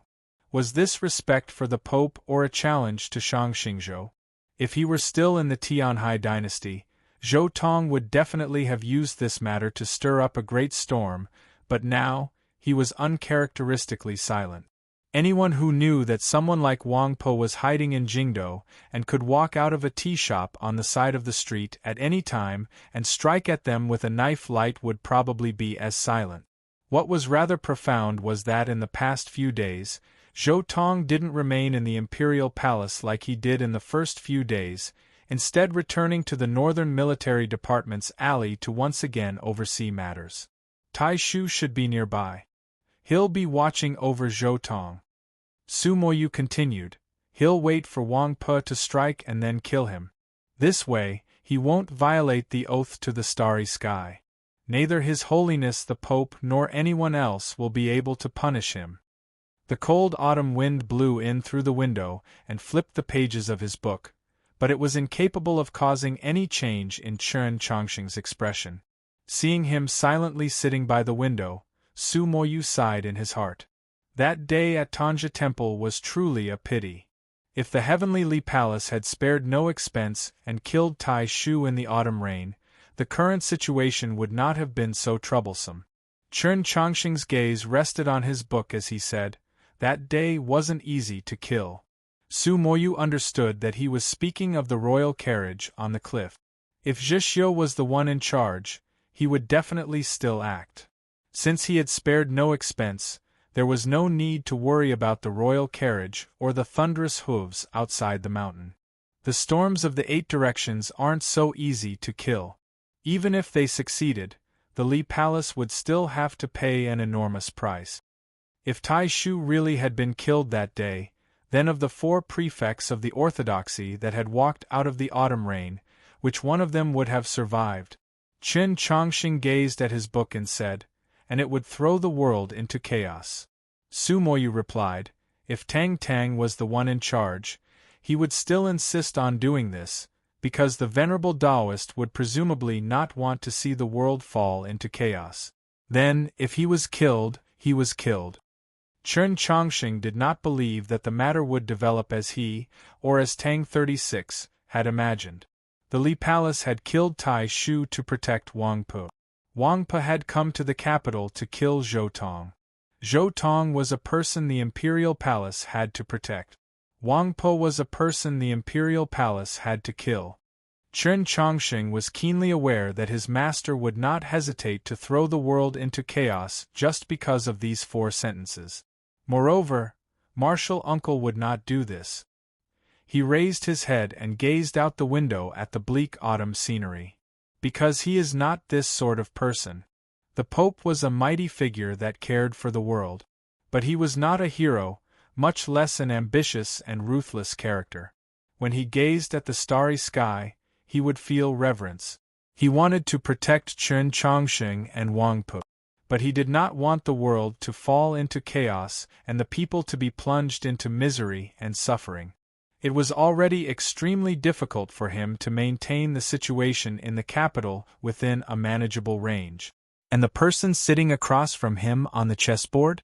The Imperial Palace was very quiet. Many people in front of the hall had seen Shang Xingzhou's silhouette in that room, but they did not know what he was doing. Shang Xingzhou was probably doing something, but no one knew what it was. Just like the coup of the Mausoleum of Books, just like the rebellion of Xuelao City, his silence was often the prelude to a clap of thunder. And no one knew where Wang Pe was. The entire world knew that he was in the capital. He wanted to kill someone, but he could not find him. He had vanished, and a certain restaurant in the southern city had gained an accountant from Wenshui. The autumn in the capital grew deeper, and a bone-piercing chill. Fortunately, lanterns and streamers were hung all over the place, making it extremely lively, somewhat diluting the chill. The confluence of the north and south, this grand and anticipated event, had finally been officially announced, and the celebration was about to begin. The celebration was unprecedentedly grand, both to celebrate the success of the confluence of the north and south, and also to completely cleanse the Tianhai Divine Empress's qi left behind by the new government. The diplomatic mission from White Emperor City had arrived in the capital several days in advance. In the end, only one of the White Emperor couple had come. In that heaven-shaking battle with the Demon Lord, the White Emperor had also suffered significant injuries. The one who came was the Empress, the great Western continent's eldest princess. Many people turned their gazes to the Orthodox Academy. Everyone knew that the Orthodox Academy had always had an extremely close relationship with the demi-human race, and Chen Chongqing was Princess Luoluo's teacher. So what sort of effect would the arrival of the demi-human diplomatic mission have on the capital? Not even Chen Chongqing knew the answer to this question. On the day the diplomatic mission arrived in the capital, he put down the scroll in his hands for the first time, bathed and changed his clothes, and then waited for an old friend to visit. As expected, it was an old friend, but it was not Luoluo, but Jin Yulu. The princess is at a crucial moment in her breakthrough and is unable to leave. I encountered Xin Yuanpu on the road. He has suffered significant injuries and needs to be nursed back to health, so I did not bring him back. Jin Yulu gazed at him as he spoke, then patted him on the shoulder and then sighed. Unable to leave and not return. Chen Chongqing felt somewhat sad. Chapter 697. Of course, it was because he understood that he was sad. But Chen Chongqing was sad not because of the things he understood, but because of the separation and the difficulty of meeting again. With his current status and his relationship with Luoluo, the first princess should have met him when she visited the capital, but she did not. This was the attitude of the Yao race. His Majesty is friends with your teacher. Jin Yulu looked at him and sighed. So at the very beginning, His Majesty did not care about your closeness with Princess Luoluo and was even happy to see it happen. Yet His Majesty calculated everything, but he did not calculate that your teacher would have other ideas, and that you would have other ideas. Chen Chongqing maintained his silence, not giving any explanation. Jin Yulu continued, "Of course, even if your teacher has other ideas, His Majesty has ways to help you maintain the position of successor to the Pope." The words of a saint had boundless authority. Chen Chongqing thought of this phrase. His teacher, Shang Xingzhou, was naturally a saint. But the words of two saints were more powerful than the words of one saint. If the White Emperor firmly supported him, coupled with the Pope's appointment, even Shang Xingzhou could not oppose him. Would the White Emperor support him? Before today, this seemed like a question that did not need to be considered. Everyone believed this to be a matter of course. Chen Chongqing was Luoluo's teacher and had always been close to the Yao race. For him to inherit the position of Pope, no matter how one looked at it, was the best result for the Yao race. But now it seemed that the White Emperor's attitude had clearly changed. Your actions were too immature. His Majesty is deeply concerned about this. Jin Yulu said, "Even if we support you and help you become master of Li Palace, do you have the ability to sit stably on that position? If you can't, then why should we support you?" Chen Chongqing's mind was somewhat dazed. Recently, he seemed to have heard the word mature a lot. Entering the capital at the age of 14, he had a steadiness that far surpassed those of his age. Very few people felt that he was lacking in this aspect. But now it seemed that it was still not enough, at least not enough to become an important figure. But what was maturity? Chen Chongqing understood that in the eyes of many people, including the White Emperor couple, he had truly done many immature things. Since his martial uncle the Pope had personally spoken for him, as long as he admitted defeat, surrendered, and humbled himself, his teacher would have no reason not to accept him. Even if he couldn't, he should at least act more mature. For instance, in the last few days, he should not be in the Orthodox Academy, but in the Li Palace, seizing the time to understand everything about the orthodoxy. For instance, a few days ago, he should not have gone outside the city gate to collect Xue Xingchuan's corpse on the official road and paid his respects to the Xue estate. For instance, on that day even earlier, he had not accepted the decree in the Orthodox Academy. Instead, he had used 1,000 swords to hack eunuch Lin until his entire body was covered in blood. Like that day when he carried the Tianhai Divine Empress's corpse down from the Mausoleum of Books, brushing past his teacher as if they were strangers. Just like in the past few days, he had been looking forward to the arrival of the diplomatic mission from White Emperor City. He thought that there would be people supporting him. Even if there was no one, there was still the demon race. Now, it seemed that this kind of expectation was really ridiculous. He looked out the window. The big banyan tree by the lake could no longer retain its green color. It had become much colder. The surface of the lake was covered with a thin layer of ice, and the withered grass was covered with frost. Yes, these were all immature, naive, childish, hot-blooded, impulsive, chunibu, pitiful, ridiculous. But at least it was warmer than this quiet, bleak, and cold world, right?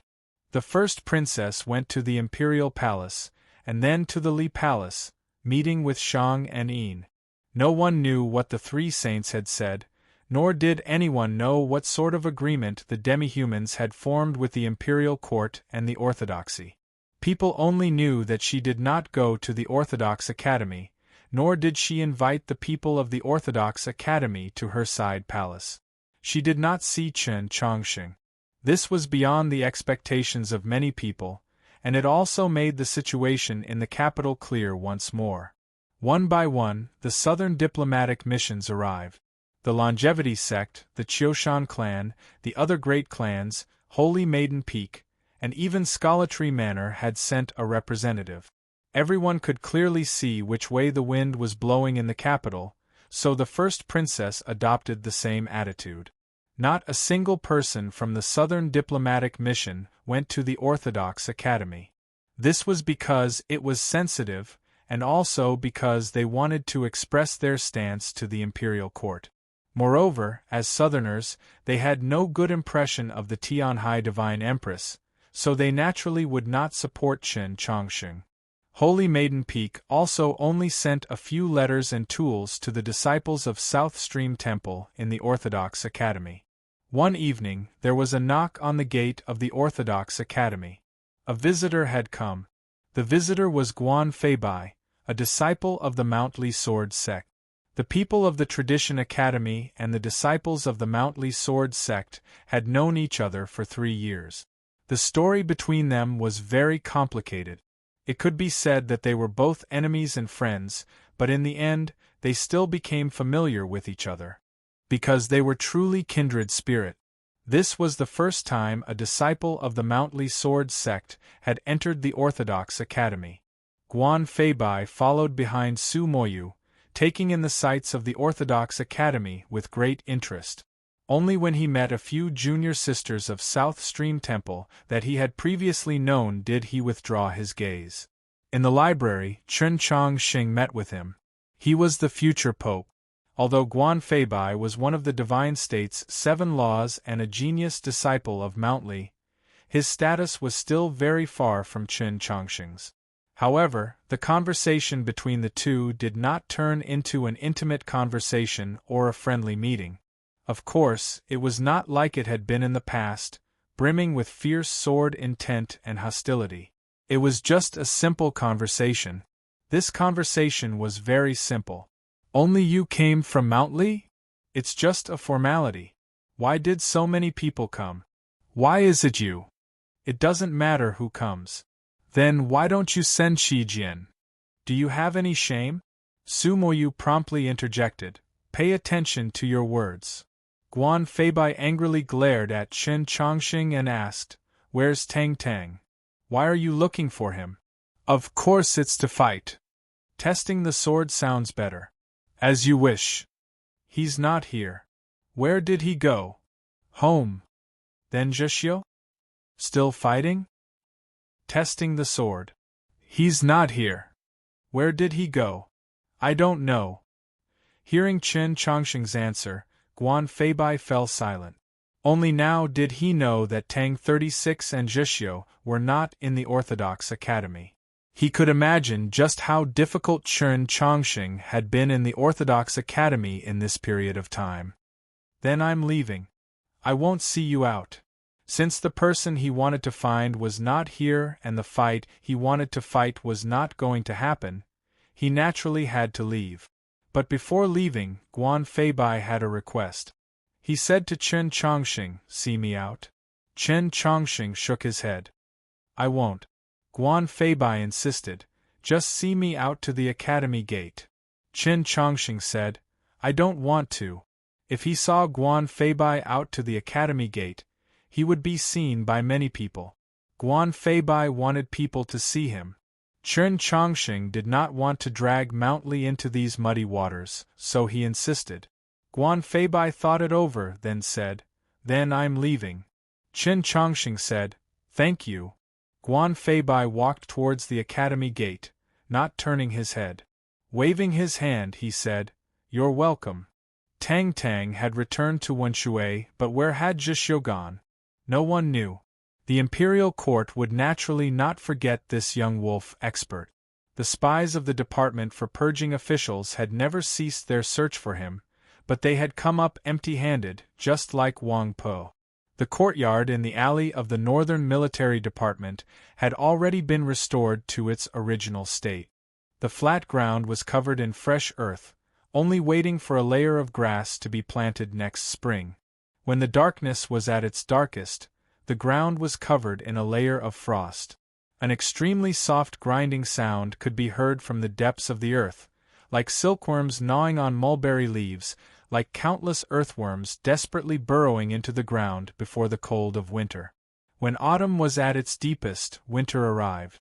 The celebration of the confluence of the North and South had smoothly concluded, but the various diplomatic missions had no intention of leaving the capital, because the Pope's illness was getting worse with each passing day. In the courtyard, Zhou Tong gazed at the withered crabapple tree and muttered, "It's time." To some people, it was time. The accountant of the tea-house in the southern part of the city bid farewell to the owner, shopkeeper, and waiters before leaving. In these short 10-some days of interaction, everyone in the tea-house, from the owner, the shopkeeper, to the most ordinary waiters, felt reluctant to part with him. Chen Chongqing placed the brush back on the inkstone, blew dry the writing on the paper, sealed it, and handed it to Su Moyu before walking out of the library. Su Moyu gazed at his back, knowing that after parting today, it might be difficult to see him again. When I wrote about the Night of the Mausoleum of Books, I mentioned 3 squirrels, and then, the 3 squirrels sent me a large chest of nuts. I express my thanks here. I mentioned so much today. Where are we going? Is there a free plane ticket or something? Of course, it's just a joke. I wish everyone good health and a happy life. We will strive to meet every day in the book. Chapter 698. The teachers and students of the Orthodox Academy watched as Chen Chongqing walked to the gate of the academy, their gazes very complex and their emotions very sorrowful. The female disciples of South Stream Temple were waiting for him at the gate. Chen Chongqing indicated that the girls did not need to follow him, and walked out. "This is the order of the temple master," Yi Xiaoyan angrily yelled from behind him. Chen Chongqing knew that it would be very difficult to convince these girls, so he said to Priest Xian, who was waiting outside the academy, "Please." Priest Xian sighed and waved his hand, indicating that the priests of the Bureau of Ecclesiastic Education and the Orthodoxy Cavalry should step forward and surround the Orthodox Academy. Naturally, they also kept the girls of South Stream Temple within. Chen Chongqing gazed at the Orthodox Academy and silently bid farewell. 3.5 years had passed since that spring. He didn't know when he would meet the ivy and the people of the Orthodox Academy again. He had written 4 letters and given them to Su Moyu, just as Su Li had done before he left, clearly explaining everything that needed to be said. The chill in the well of New North Bridge was getting heavier and heavier. In another 2 years, the little black dragon would be able to escape. He no longer owed this world, no longer had any burdens on his shoulders, so he could move forward with ease. As he watched his figure disappear into the depths of 100 Flowers Lane, Priest Xian felt rather complex. It didn't take long for the news of Chen Chongqing's departure from the Orthodox Academy to spread to the entire capital. In the last few days of late autumn, Zhou Tong was often not in the imperial palace, but in the newly renovated Department for Purging officials. When this news reached the alley of the Northern Military Department, he was sitting on a new but old armchair that had been repaired with a great deal of effort, drinking tea. He was still drinking tea in the most expensive great crimson gown, and he was still wearing that crimson official's gown that seemed to exude the stench of blood. His face was very pale, his eyes indifferent as if devoid of human emotion. He looked just like a wraith, prepared to welcome an esteemed guest. He lightly placed the teacup in his hand on the table and calmly ordered his subordinates in the courtyard. The officials accepted the order and hurriedly began to move.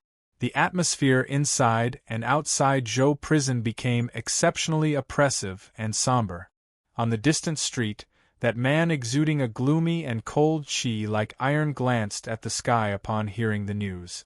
The sky was getting darker, not because of the passage of time, but because the clouds were getting thicker and thicker. It was no longer the season of clear autumn air. It seemed that it was about to snow. It didn't take long for the latest news to reach the alley of the Northern Military Department. Chen Chongqing had entered the Li Palace. In the small courtyard, the most loyal and powerful subordinates looked at the armchair in front of the hall, wondering if their superior was thinking too much. The imperial court had deployed such an array of forces.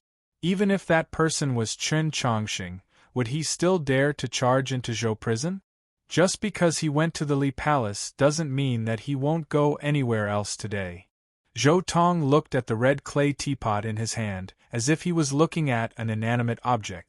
He indifferently said, "Just wait for him to come out." There were no 4 seasons in the deepest part of the Li Palace, so naturally there was no cold winter. Nor was there any sign that snow was about to fall in that square-cut sky. Just like that pot of green leaf, it was still full of vitality, very tender and very green. As the clear water flowed down, it gently swayed, revealing its beautiful waist. There was no sign of illness on the Pope's face, only that his wrinkles had increased and deepened, making him seem much older. Just like in the autumn before Mei Lisha's death, the old man had revealed his old age in a very short period of time.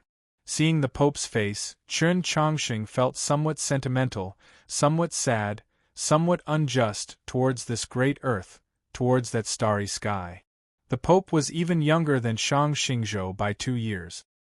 He was keenly aware that if his martial uncle's demands on himself were not so much in conflict with the current state of the world, making it so difficult for him to obtain a truly tranquil Tao heart, he would not have aged so early. The Pope could tell what he was thinking from his expression. Smiling, he said, "Are you perhaps thinking that good people do not live long?" Chen Chongqing said nothing, then nodded his head. "I am not a good person." The Pope continued, "Of course, even if this statement is true, we cannot become bad people just because of it." Chen Chongqing very much liked these words. Opening his bright eyes, he earnestly said, "Yes." The Pope wiped away the water droplets on the green leaf, then took a handkerchief from Chen Chongqing's hand and wiped his hands clean. He indicated that he should sit down and asked, "Your master has been very quiet these past few days. Don't you find it strange?" Whether it was the Orthodox Academy's defiance of the decree or Wang Po's entry into the capital, they were both major events for the new government, but Shang Xingzhou had never expressed any opinion on these matters. He had not even spoken during the celebration of the confluence of the North and South. Chen Chongqing was keenly aware that this was not in accordance with his master's personality, but he truly did not care about these matters. In the past few days, he has been constantly attempting to have the imperial court control the pavilion of heavenly secrets, the Pope said. It seems that he is about to succeed. Even if Chen Chongqing did not care about these matters, he still could not help but be shocked at these words. The Pavilion of Heavenly Secrets was no ordinary organization. It possessed unimaginable resources and strength. During the reign of the Divine Empress, it could be said to be the most important pillar of the great Zhou imperial court. Now that the Divine Empress and the Elder of Heavenly Secrets were both dead, if Shang Xingzhou could have the imperial court continue to control the Pavilion of Heavenly Secrets, it would truly be extraordinary. In terms of importance, it was impossible to overestimate this matter. Through the rebellion in Xuelao City, He had killed humanity's strongest foe in the last 1,000 years, temporarily resolving the danger of the demons invading the south. Afterwards, he had unhesitatingly accepted the Tianhai government's conditions for negotiation, cautiously and steadily pushing forward the confluence of the north and south until both sides signed the contract. If Shang Xingzhou had even settled the Pavilion of Heavenly Secrets, even if he was currently reading books in that small room in the imperial palace, rarely meeting people, he would still be a god in the hearts of the common people. To senior brother, this is not perfect. The Pope looked at Chen Chongqing and said, "You know what he was thinking at the very beginning." Chen Chongqing knew. To Shang Xingzhou, the most perfect situation was that after the Pope died, he could once more possess the authority of the orthodoxy.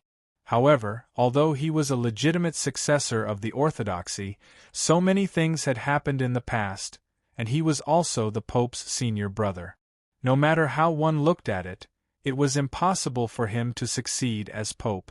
Thus, after that night in the Mausoleum of Books, the first thing he did was push out Mu Jiushi in an attempt to replace Chen Chongqing, but he had failed.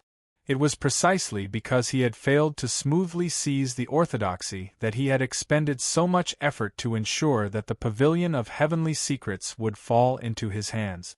The Pope suddenly said, "Position is relative, and so is importance." Chen Chongqing remembered that the phrase "position is relative" had been written on the first page of Wang Zhice's notebook. To obtain a balance between position and importance, thus preventing the entire world from dancing with us, is what I have always wanted to do in the last few years. The Pope looked into his eyes and said, "Only this way can the ordinary people living in this world live a little more peacefully." Chen Chongqing understood. In Emperor Xian's later years, the Pope had supported the Divine Empress. This time, he had supported his master and the Chern imperial clan. Now, his master and the imperial court were powerful, so the orthodoxy needed to walk in the opposite direction, the further the better. This was related to emotions and the Tao, but it could also be said to be unrelated. This was an indiscriminate benevolence towards the people of the world, but on a specific matter, it would often seem sticky and uncomfortable. He also understood why his martial uncle had said these things to him. This was a teaching, an inheritance, a guidance from the current pope to his successor. Just because I understand doesn't mean I can do it. Chen Chongqing thought of the storm in the Mausoleum of Books, the corpses by the road, and the blood and fire in the capital. Perhaps I still haven't learned how to be a powerful person. In the last few days, the synchronization between the world of creation and the starting point has been somewhat problematic. Students who are unable to see the main text at the starting point can come to the world of creation to take a look. Of course, it is rather embarrassing that the updates in the last few days have been rather frequent, making it rather messy. These days will continue for a few more days, so everyone should persevere. Thank you, everyone. Chapter 699. Every person is born a little person. The Pope smiled as he used his hands to measure the length. But people will grow up. There are some things that, as long as one is willing to learn, one can definitely learn. Chen Chongqing was well versed in the Taoist canon. Whether it was the path of the sword or any other skill, he had always been able to learn them with a single try. His talent and comprehension were both excellent, so what could he not learn? Hearing the Pope's words, he very naturally thought of the conversation he had with the Pope in the library 3 days after the Mausoleum of Books, but the books of the world were as vast as the sea and knowledge as numerous as the stars. Carpentry, farming, herbalism, tailoring, repairing courtyards. There were many, many things that needed to be learned. Why must one learn how to be a powerful person? What if I don't want to learn? He seriously asked the Pope. Doesn't this mean that I'm not a good candidate for the Pope? The Pope smiled. This deduction naturally has its reasons, but even if you're not willing to learn now, a period of silence is fine. Chen Chongqing did not even think before straightforwardly refusing. I cannot do it because this cannot be a period of time. Master requires my true obedience. The Pope calmly looked into his eyes and asked, You're not willing, even if it's only on the surface? In the view of the people of the present day, master and disciple were like father and son. As a student, obeying their teacher was a matter of heaven and earth. As a teacher, if they didn't want you to do something or have you stay silent for a few days, even if they wanted you to be captured or even commit suicide on the spot, you should unhesitatingly accept. This was the duty of a student. Chen Chongqing did not think this way. Yes, I'm not willing. The Pope asked why. Chen Chongqing had never thought of this question. It was just that on that night in the Mausoleum of Books, when he first saw his master and learned of the entire matter, he began to have his own thoughts. Perhaps it's because I don't like the things master does. In other words, you like the Empress's way of doing things? Chen Chongqing shook his head. The Pope asked, Then why have you made this choice now? The choice here referred to that day when the sun rose and he carried the Tianhai Divine Empress's body down from the Mausoleum of Books.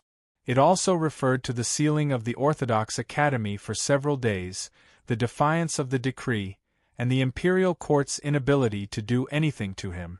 The Pope's question was also the question of countless people in the capital. Eunuch Lin had asked it, Su Moyu had asked it, and many people had asked Chen Chongqing. Ever since he had come to the capital from Xining village, he had always been the successor to the orthodoxy, simultaneously living his life in opposition to the Tianhai Divine Empress. There was no affection between him and the Tianhai Divine Empress. He was not Crown Prince Xiaoming, so he was naturally not her son. So why? Chen Chongqing said, The Empress was misled by master and misunderstood my identity, which is why she took me to be her son, which is why so many things happened in the Mausoleum of Books that night. If not for the fact that she had to defy the heavens and change his fate, the Divine Empress really might have been able to obtain victory in this great upheaval. At the very least, she would have been able to preserve her life. The Pope replied, Since it was a misunderstanding, her sacrifice was for your senior brother, not for you.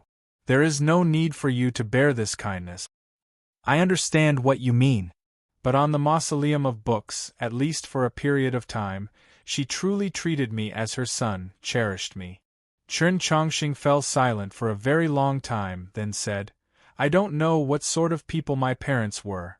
Since she truly once treated me as her son, I treated her as my mother. The Pope sighed and said no more. Since he treated Tianhai as his mother, he naturally had to send her off in her place. No one could cross this line. Chen Chongqing continued, As for master, since he never treated me as his disciple from the very beginning, I will not recognize him as my master. The Pope smiled at him. Reasonable. Having said the two things he wanted to say the most, Chen Chongqing felt refreshed from inside out and prepared to bid farewell. The Pope glanced at the sky between the eaves and said, It's about to snow. Remember to bring an umbrella. Chen Chongqing was not very clear on whether these words had any deeper meaning, but he was somewhat worried that this elder that had cared for him so much would become disheartened by his departure. He said to the Pope, Martial uncle, in the end, the Li Palace still needs a new master. Does your holiness not feel that Principal Mao is very suitable? The Pope looked at him and said, If you were suitable, then it could be done. How could I let you leave? Chen Chongqing replied, I'm not suitable. The Pope smirked at him and asked, How is it not suitable? It was impossible to say. Even Chen Chongqing's opponents could not say why he was not suitable to succeed the Pope. He was a legitimate successor of the orthodoxy, well versed in the Taoist canon, extremely talented, of even higher seniority, and with a pure, calm, and benevolent personality. He was the best candidate for the Pope. In the past, there might have been people who would argue about his age. He was still too young, but now, the South already had a holy maiden that was even younger than him. I'm too immature, young and impulsive, easily delaying important matters. Chen Chongqing gazed at the gloomy sky outside the hall and thought about the young and impulsive matter he was about to do in a little while. He was somewhat nervous and uneasy. "This is the reason I chose you." The Pope sighed. "If you are as mature and steady as a block of wood in your youth, then in the future, you will at most be a second me. To the orthodoxy, to all living beings, what meaning would that have?" Chen Chongqing understood, and seriously said, "Regardless of whether I stay or not, I will diligently cultivate according to martial uncle's requirements." The Pope knew that he understood and was very gratified. "If you leave the capital, remember to take my treasure with you." Chen Chongqing followed his gaze and realized that it was that pot of green leaf. Chen Chongqing left the Li Palace. This news once more spread to the entire capital in an extremely short amount of time. The courtyard in the alley of the Northern Military Department was naturally the first place to receive the news. Zhou Tong sat in his palace armchair, his left hand holding a red clay teapot while his right hand lightly stroked the top of the pot. He looked at the ground and expressionlessly asked, "Where did he go?" Several officials glanced at each other, then said somewhat uncertainly, "All three routes have confirmed that he entered the Wei estate." Upon hearing this, Zhou Tong raised his head and squinted at his subordinates, his voice slightly shrill as he asked, "The Wei estate?" The officials hurriedly replied, "My lord, there is absolutely no mistake." Zhou Tong knew that his subordinates could not be mistaken. It was just that for a moment, he could not remember which estate the Wei estate belonged to. And he could not understand why, after Chen Chongqing had left the Orthodox Academy and the Li Palace, he had not come to the alley of the Northern Military Department to kill him. Just what sort of place was the Wei estate? The Department for Purging officials had not reacted, nor had all the factions of the capital, the Prince of Xiang, the Prince of Zhongshan, Su Shiji, and even the Li Palace. Chen Chongqing had already arrived deep within the Wei estate.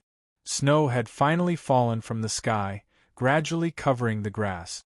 Just like the face of the master of the Wei estate, it was very pale. Chen Chongqing looked at this person and said, "Greetings, Lord Wei." Lord Wei said in a trembling voice, "Greetings, Principal Chen. For what noble purpose have you come to this lowly official's household?" Chen Chongqing's eyes were very bright, his attitude very proper, his voice very sincere. "I've come to kill you." Those two sentences that Chen Chongqing said to the Pope were what I valued the most. Because I was worried that there would not be a suitable scene in the future, even if it was somewhat disruptive, I still placed it before killing Zhou Tong. Chapter 700. Everyone knew that Chen Chongqing was going to kill someone today, so they kept an eye on many places in the capital. The alley of the Northern Military Department was naturally the most important, and even the Imperial Palace was not spared. But no one could have imagined that after he left the Li Palace, he did not go to the alley of the Northern Military Department, did not go to the Imperial Palace, but to the Wei estate. This caught many people off guard, and they had the same doubts as Zhou Tong. What kind of residence was the Wei residence? Why had Chen Chongqing gone here first? Could it be that in his heart, this place was more important than the Imperial Palace and Zhou Prison? Then, some people recalled that the current assistant minister of the Ministry of Rights was surnamed Wei, and the wife he had just divorced was surnamed Shui. She was the eldest daughter of the Shui estate. Could this be the reason? Why did Chen Chongqing go to the Wei estate? Avenge the Shui family? Or did he want to persuade Assistant Minister Wei to reconcile with his wife? The moment Assistant Minister Wei recognized Chen Chongqing, he began to nervously ponder the other's intentions and came to a similar conclusion. Chen Chongqing was definitely here to vent the anger of the Shui estate, or perhaps he was here to persuade her to reconcile with Shui Jihua. The word persuade here was, of course, force. Assistant Minister Wei was somewhat angry, but he didn't dare to show it. If he really brought back his second cousin's wife, the Wei household would definitely lose some face, and he would definitely suffer a lot of grievances, But what else could he do? Chen Chongqing was the future pope, his authority and status far above his. He had already prepared himself for Chen Chongqing's request. How should he be nervous and angry, yet not too excited, and how should he reluctantly accept the request without losing his composure? At this moment, Chen Chongqing stated his purpose of coming. His eyes were bright, his attitude was proper, and his voice was sincere. "I came to kill you." Snowflakes fluttered and landed in the courtyard. There was a deathly silence between heaven and earth. Assistant Minister Wei stood in the snow, his face pale. His mouth was slightly open, but for a long time, he was unable to speak. It turned out that they were not here to cause trouble, nor were they here to force a marriage. They were here to kill. He was the assistant minister of the Ministry of Rights. In the eyes of ordinary people, he was like an insurmountable mountain, but the young man standing in front of him was a true mountain to him. If the future pope wanted to kill you, who would be willing to save you? There is no other ending for you than death. You should be nervous and angry, but not too agitated. You should reluctantly accept the other party's request without losing your composure and die. No one wanted to die. Although I have done many wrong things, there is no reason for me to die. Assistant Minister Wei stared into Chen Chongqing's eyes. His eyes became exceptionally gloomy and his breathing became hurried. Yes, neither the laws of the Zhou dynasty nor the scriptures of the church say that banishing one's wife from the court will result in death. If it was in the past, I would definitely not kill you. But now, my way of thinking is different. To redress injustice, one does not need to go overboard, but one must pay the price for doing something wrong. One must be seen by others. You are ungrateful. I want to tell the world and believers that what you did was wrong. Finally, Chen Chongqing said, and punishing the ugly is to praise the beautiful. When he said this, his eyes were very bright, and his tone was very serious. He wasn't lying. He wasn't deliberately mocking the other party. He wasn't trying to humiliate the other party before he died. That was what he really thought. He came to the Wei Manor to kill people because he hoped that there would be fewer incidents like this in the future. An unnatural flush appeared on Assistant Minister Wei's pale face, and his body began to tremble. He didn't know what to say. In the eyes of a normal person like him, the current Chen Chongqing was a madman, who would pay the price of death for something like divorcing one's wife. Even if he was ungrateful, fickle, and had a heart of steel, but why did he have to die? His wife's clan, and the wife he divorced, if nothing unexpected happened, would indeed be killed by the imperial court. But what did that have to do with him? If this was an excuse to kill, then so be it. But it wasn't. This was the reason why Chen Chongqing killed. The brighter his eyes were, the more serious his tone was. In the eyes of a normal person, the crazier he was. Assistant Minister Wei looked at the courtyard wall in the snow. He wanted to find a way to survive, but he found it was futile. He felt hopeless for the rest of his life and cried out in pain. The snow fell on the paper, making a very soft sound. It was very crisp, like the sound of something beautiful being torn apart. It was a piece of paper as white as the first snow. There were a few black holes on it. It looked abnormally terrifying. A voice came from one of the black holes. "Everyone says I'm a madman, but I think you're even crazier than me." Many people knew that painted armor Xiao Zhang had a violent personality and that there were some mental problems. But at the beginning of this winter, when he saw Chen Chongqing open his bright eyes and use a serious tone to describe his killing intent to Assistant Minister Wei, he felt an extremely strange feeling. He felt that Chen Chongqing was the madman, a serious madman. This made him very surprised. When Chen Chongqing saw Xiao Zhang behind the tree, he was also shocked. In the entire capital, no one knew that he would come to the Wei estate. Presumably, many people were hurrying over, so why was Xiao Zhang waiting here for him? "How come you're here?" he asked in shock. At the same time, That extremely cold and unsullied dagger had already pierced through Assistant Minister Wei's sleeve, and the shock between the three people, arriving in front of Assistant Minister Wei's throat. Xiao Zheng's face was covered by a piece of white paper, so he naturally had no expression. But everyone who saw this white paper seemed to see disdain. This disdain was naturally directed at Chen Chongqing's dagger. It was like a soundless strange laugh, brimming with ridicule. "You actually dare to kill someone in front of me?" The spear broke through the flying snow, his clothes moving in tandem, breaking through the cold to cleave apart the world. With just a thought, the cold tip of the spear was about to clash with Chen Chongqing's dagger. No matter how talented Chen Chongqing was, even if he had defeated Eunuch Lin in the Orthodox Academy, how could he be a match for Xiao Zhang in a direct clash of sword and spear? In the next moment, Xiao Zhang's spear would shatter Chen Chongqing's dagger. He would stand in front of Assistant Minister Wei. The first assassination on this day of the capital's first snowfall would come to an end. Even at this moment, it seemed like this was a matter of course. But there would always be surprises. Like today. The white paper on Xiao Zhang's face flapped, the unspoken ridicule and disdain vanishing without a trace. The soundless strange laugh became a real strange cry, resounding through the entire Zhou estate and tearing through the snowy sky. The spear's trajectory had subtly deviated. It had failed to stab the dagger. The cold dagger flew through the air, bringing with it a stream of blood. The blood rushed into the flying snow, transforming into a beautiful scene. An object flew through the air, howling as it spun at high speeds. Then, it fell, sending up a few wisps of snow. It was Assistant Minister Wei's head, his eyes still open.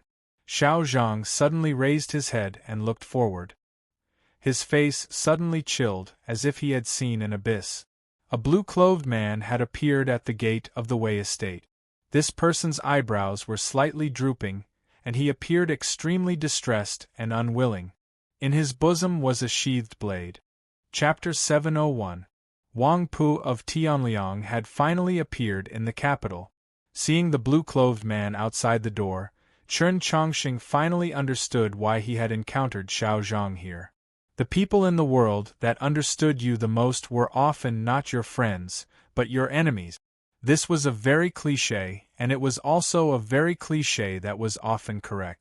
In the entire capital, no one could have imagined that Wang Pu would come to the Wei estate.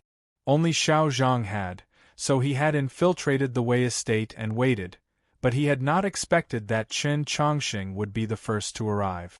Wang Pu looked at Chen Chongqing in the snow, somewhat surprised, and then he broke into a smile. With this smile, his drooping brows rose like the sunlight piercing through the clouds, inspiring admiration. "So you were also here." This sort of coincidental feeling was very good. Chen Chongqing and Wang Pu truly were kindred spirit. The paths they walked were often the same, and the places they went were often the same.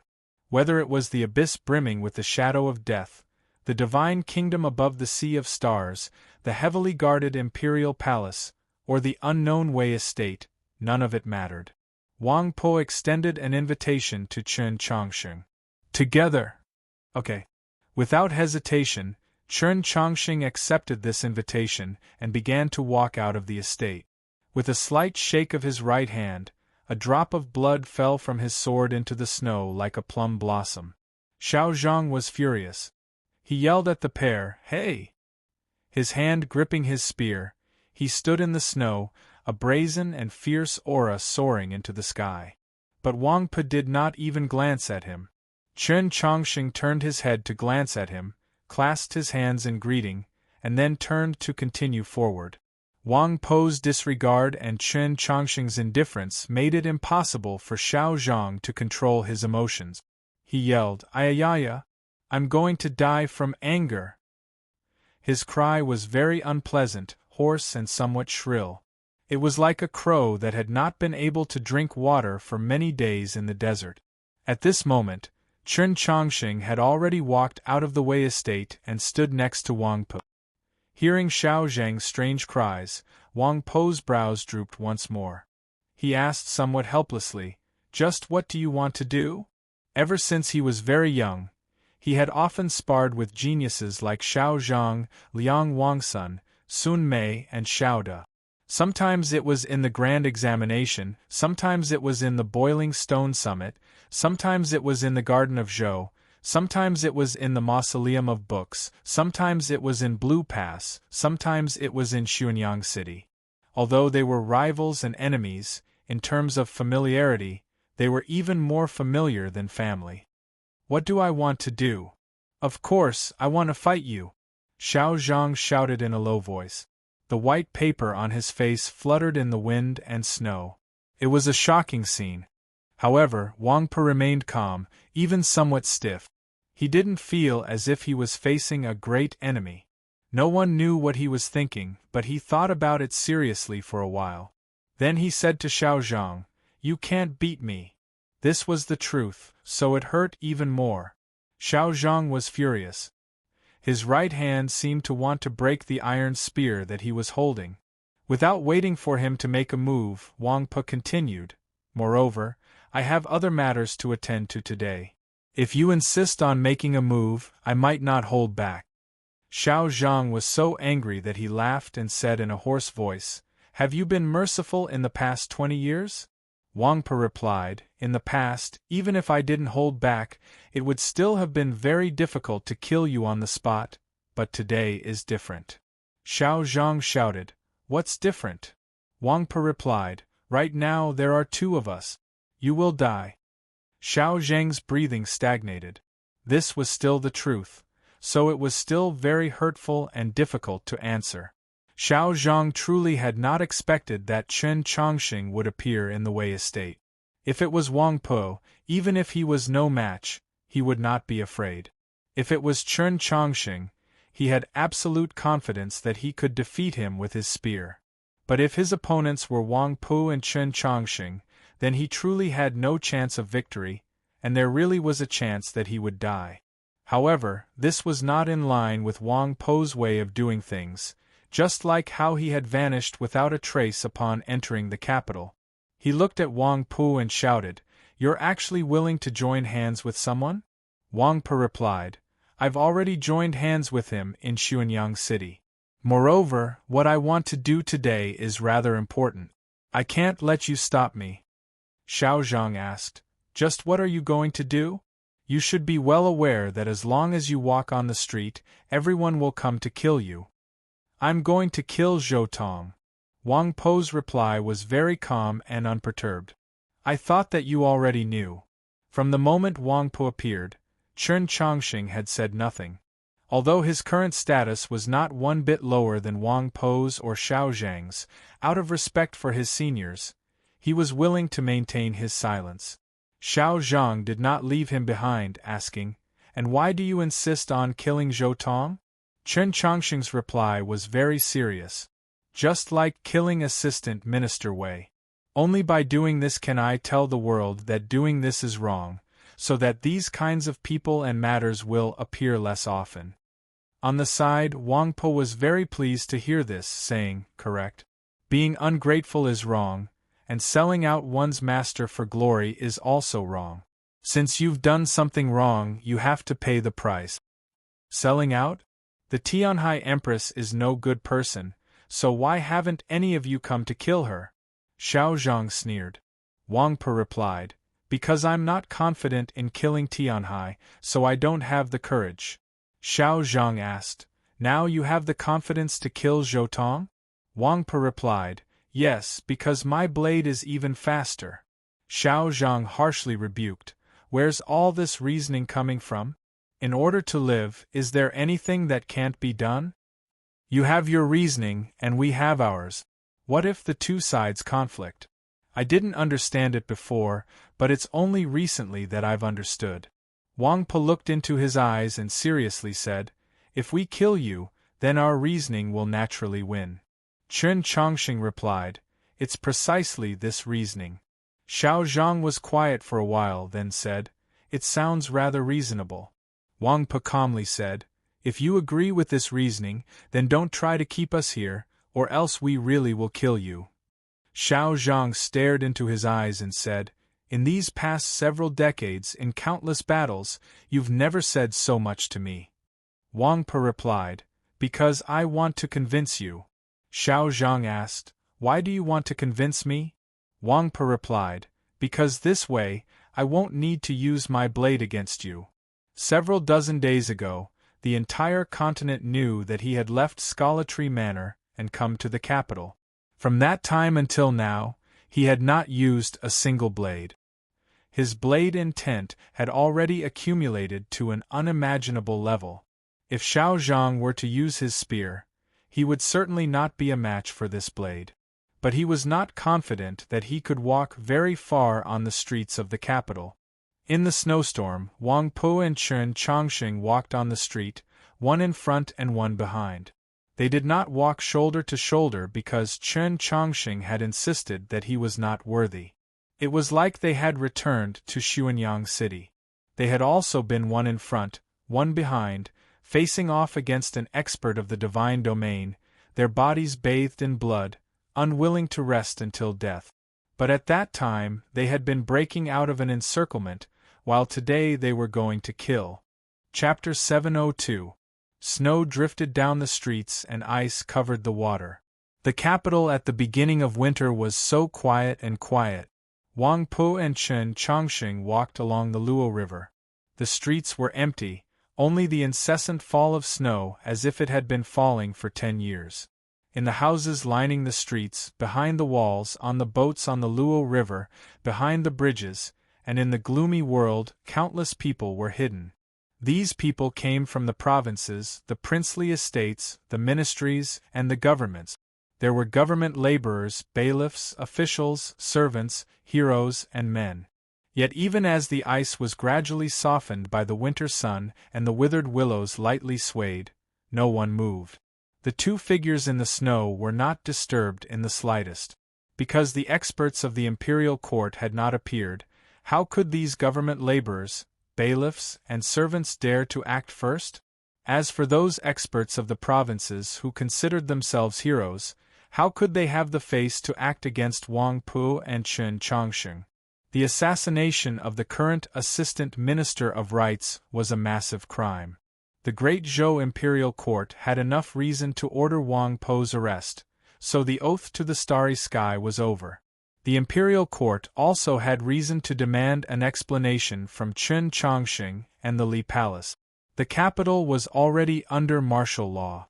Outside the alley of the Northern Military Department, that man exuding a cold aura of iron had already opened his eyes. Even now, the Imperial Court had not made any move. There was naturally another reason. In front of the Baohe Pagoda, the Imperial Guard that had long since been ready to move out had been blocked by the Orthodoxy cavalry. The two black tides of cavalry could clash at any moment. In front of the City Gate Department, the teachers and students of the Five Ivies were everywhere. Su Shurji's face was ashen, but he could not order the cavalry to charge out. In the snow, Wang Po and Chen Chongqing continued to walk, occasionally stopping to say a few words to the cold willows and snowy shores, just like true tourists. Where had they gone, what had they done, what had happened in various places, and why had no one stopped them even now? In the shortest amount of time, this information was gathered in that courtyard that had once been covered in crabapple blossoms but now only had withered branches. Zhou Tong sat in his palace armchair, his crimson official's robe growing darker and darker, like real blood, his face growing paler and paler, like real snow.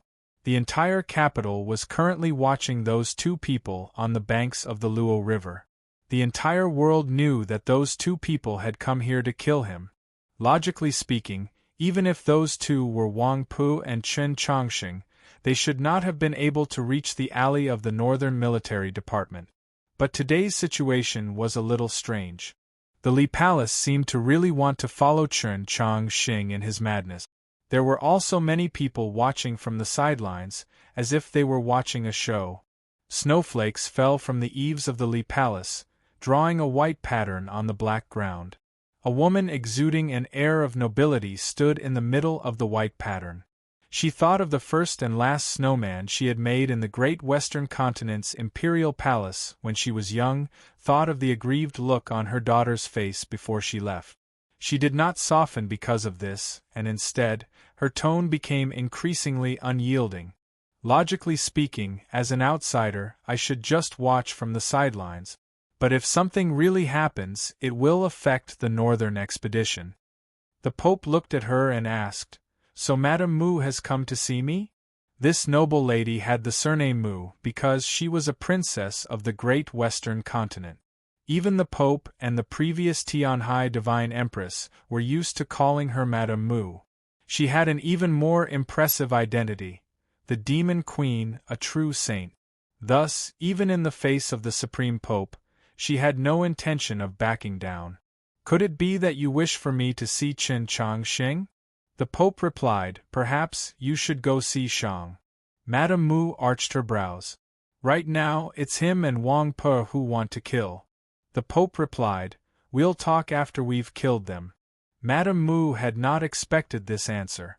Her voice chilled as she asked, "The youths are making trouble. Why must my holiness interfere?" Everyone started out young, and is Wang Po an ordinary young man? No, is he Qin Chang Xing? Also not. He is my successor, your daughter's teacher.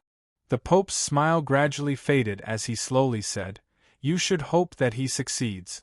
Madame Mu suddenly said, "The demi-human race has never asked my holiness to do anything." A light suddenly flashed through the Pope's elderly eyes, somewhat dazzling, somewhat sharp. Madame Mu's expression did not change. "My holiness understands what I mean." The Pope indifferently said, "I know what you are worried about. If I really did not care about the greater good, Zhou Tong would have died 300 years ago." This was already a promise, but Madame Mu clearly felt that it was not enough. "Then who sent the orthodoxy cavalry?" The Pope sighed and no longer answered this question. He turned and walked into the depths of the palace. Mao Chuyu had appeared at some point and politely extended his arm to Madame Mu. "My holiness, this way, please." The stance of the demi-humans and the great western continent could not change the Pope's mind, but just as the Pope had said, he had always placed the greatest importance on the greater good.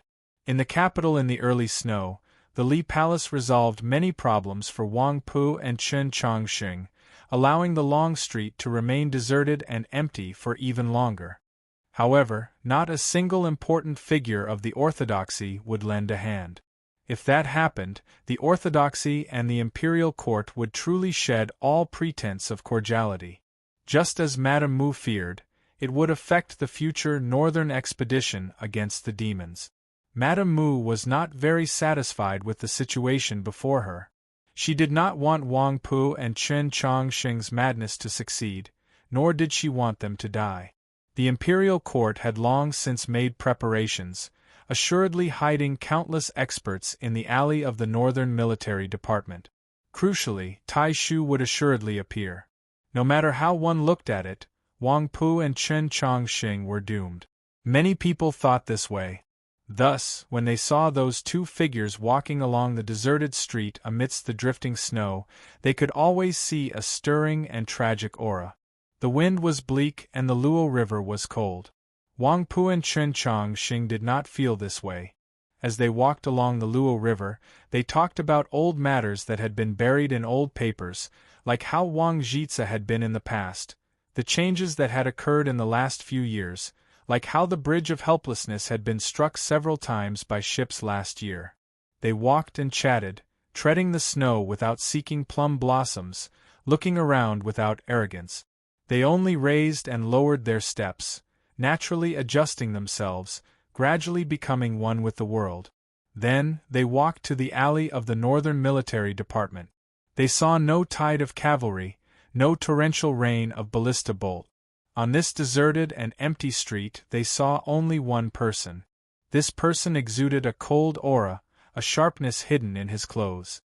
He did not share the world of snow, and seemed to have the will to transcend the mortal world. This was an expert of the divine domain. Tai Shu has an extremely profound cultivation. He does not use subtlety to win, only strength. In terms of fighting strength, he can be ranked in the top 3 of the storms of the 8 directions. Wang Pe said to Chen Chongxing. Back in Xuanyang City, when he and Chen Chongxing worked together to fight Zhu Luo, they had no chance of victory, not even the slightest chance. The Tai Shu that had appeared on the snowy street today had a cultivation similar to Zhu Luo's, and he was even younger. His qi, blood, and will were at their peak. Just as Wang Pe had commented, in terms of pure fighting strength, Tai Shu, Biyanghong, and that other old monster were the strongest. Even if the Elder of Heavenly Secrets were resurrected, he would not necessarily be stronger in this aspect. Today they had to face precisely this sort of person. Tai Shu was not standing on the street, but sitting at a table on the side of the street. There were several chairs at the table. Let's part ways here. Okay. I'll go sit for a while. Okay. This simple conversation concluded. Chen Chongxing and Wang Pe parted on the street. Wang Pe walked to the side of the street. Chen Chongxing walked to the courtyard at the end of the street. Wang Pe wanted to sit at that table. He sat down for a while. He wanted to meet Tai Shu. Although he was at the top of the proclamation of liberation, the unquestionable number 1 expert of the younger generation, he was still far from a legendary expert like Tai Shu. However, no one dared to say that he would definitely lose. Because he was Wang Pe. His family was ruined, and he wandered to Tam Sui, then to Tianan. He spent his entire life fighting against fate. Whether it was the great Zhou imperial court or an expert like Zhu Luo. Up until today, he hadn't really won a match, but he hadn't lost either. Wang Pe of Tianliang was best at fighting the strong with the weak. The courtyard at the end of the street was once filled with crabapple blossoms, but tonight it was covered in snow. Chen Chongxing walked towards that direction. His expression was calm, his steps were steady, his breathing was steady, and his heart was at ease. He knew that this courtyard was assuredly hiding many assassins, killers, experts, and even the upper-level star condensation Lord Zhou Tong. But he was not afraid, because he had been here before. He hadn't been able to kill Zhou Tong that time, but he would definitely be able to today. He was confident that he could take Zhou Tong's head from the army of 10,000. Because the Tao he cultivated and the sword he learned had always made him a match for 10,000. It was just that other than that time when he returned south from the wastelands and killed someone in the tea shop, he had never had the chance to show it to the world. The orthodoxy's Chen Chongxing was best at fighting the many alone. Chapter 703. Snowflakes drifted down from the sky, falling on Tai Shu's hair and clothes. Though they did not actually touch, they were cut into countless pieces with an extremely soft whooshing sound, blooming into countless flowers. This man seemed to be made of metal, even colder than the snowstorm. His clothes concealed countless edges, even more terrifying than sabers and spears. Wang Pe walked up to the table, glanced at him, then sat down and calmly placed his blade on the table. His movements were very steady, very light, making no sound, just like the noiseless fall of snow. Snowflakes also fell on his hair and clothes, either rolling down or lightly sticking to them. Then, they fell on the blade, and like falling yellow leaves, they gradually covered the sheath, not revealing the slightest edge. At this sight, Tai Shu's indifferent expression gradually began to change. It was not wariness, not solemnity, but sorrow. In Tanja Temple, when he had closed his eyes amidst the yellow leaves, he had also seen a similar sight. He looked at the current Wang Pe, but in his eyes was the figure of that plain-clothed youth who had walked out of Wenshui City. "Today, I might talk a little more," he said to Wang Pe. Wang Pe looked at the courtyard on the other side of the snowstorm, his meaning clear. Tai Shu indifferently said, "Chen Chongxing cannot succeed, so I have a very long time." Wang Pe had a different view, but it was precisely because of this that he naturally did not mind sitting a little longer. "Senior, please speak. When you left Wenshui City, many people went to see you," Hearing this, Wang Po's drooping eyebrows slightly raised, and then fell back down. As the last male descendant of the Wang clan of Tianliang County, if he died, the Wang clan would truly be destroyed. Emperor Taizong's joke from back then would come true. Thus, he had been in hiding ever since he was a child, arduously growing up with the help of the Liang household and a few warm-hearted seniors. The Zhu clan was simply too powerful, and after he gained the reputation of being a cultivation genius, he faced an even more dangerous situation. It was also at this time that the Tang old master sent someone to receive him into Wenshui city. He worked as an accountant in Wenshui for several years, protected by the Tang clan. Several years later, he decided to leave Wenshui, and the Tang old master agreed to his decision. This news quickly spread throughout the entire continent. The fact that Wang Pa dared to leave Wenshui and escape the protection of the Tang clan meant that, after several years as an accountant, he had already matured to the point where he had sufficient confidence. As long as Zhu Luo was restrained by his oath to the starry sky and could not personally act, or if the imperial court did not mobilize an army or a large force, it would be very difficult to kill him. Everyone knew that Wang Po was very strong now, but just how strong was he? On the day he left Wenshui city, many people went to the official road outside the city, including a few important figures.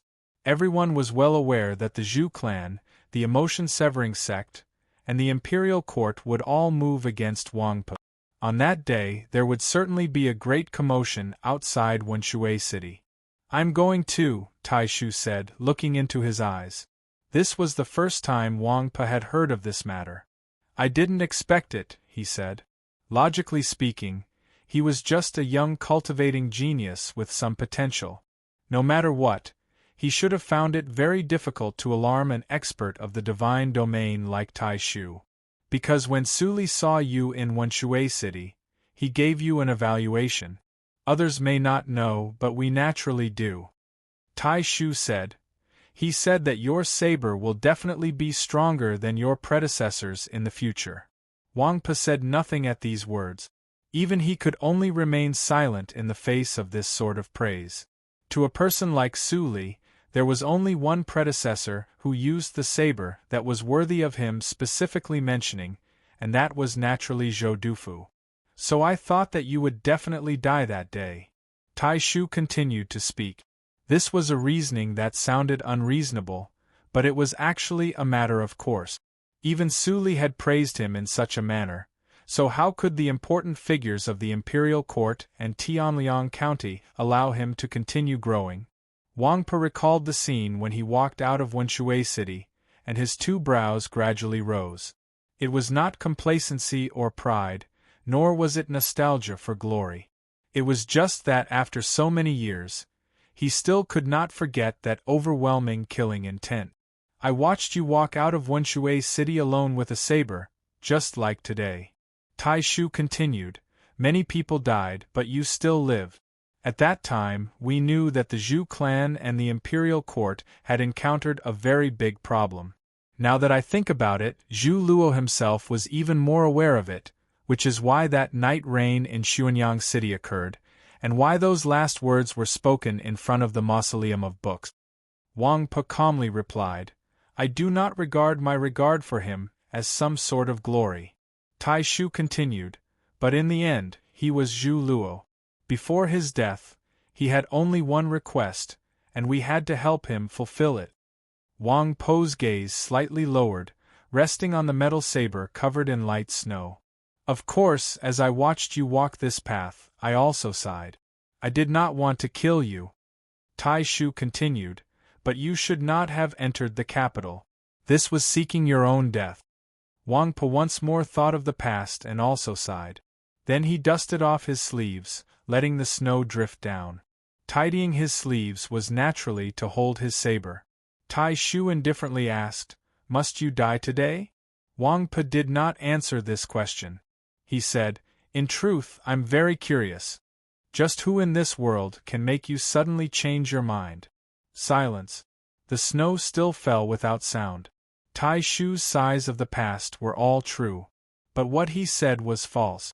From Tanja Temple to today, his desire to kill Wang Po had never changed. Wang Po was keenly aware of this point.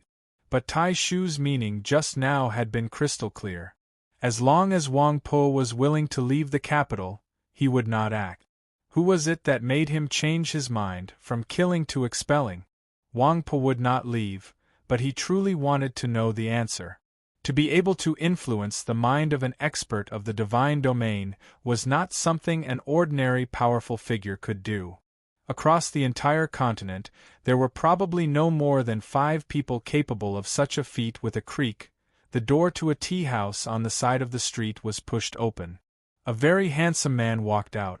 Smiling at Wang Po, he said, "Long time no see." Seeing this person, Wang Po's raised brows slowly lowered. So it was Second Master.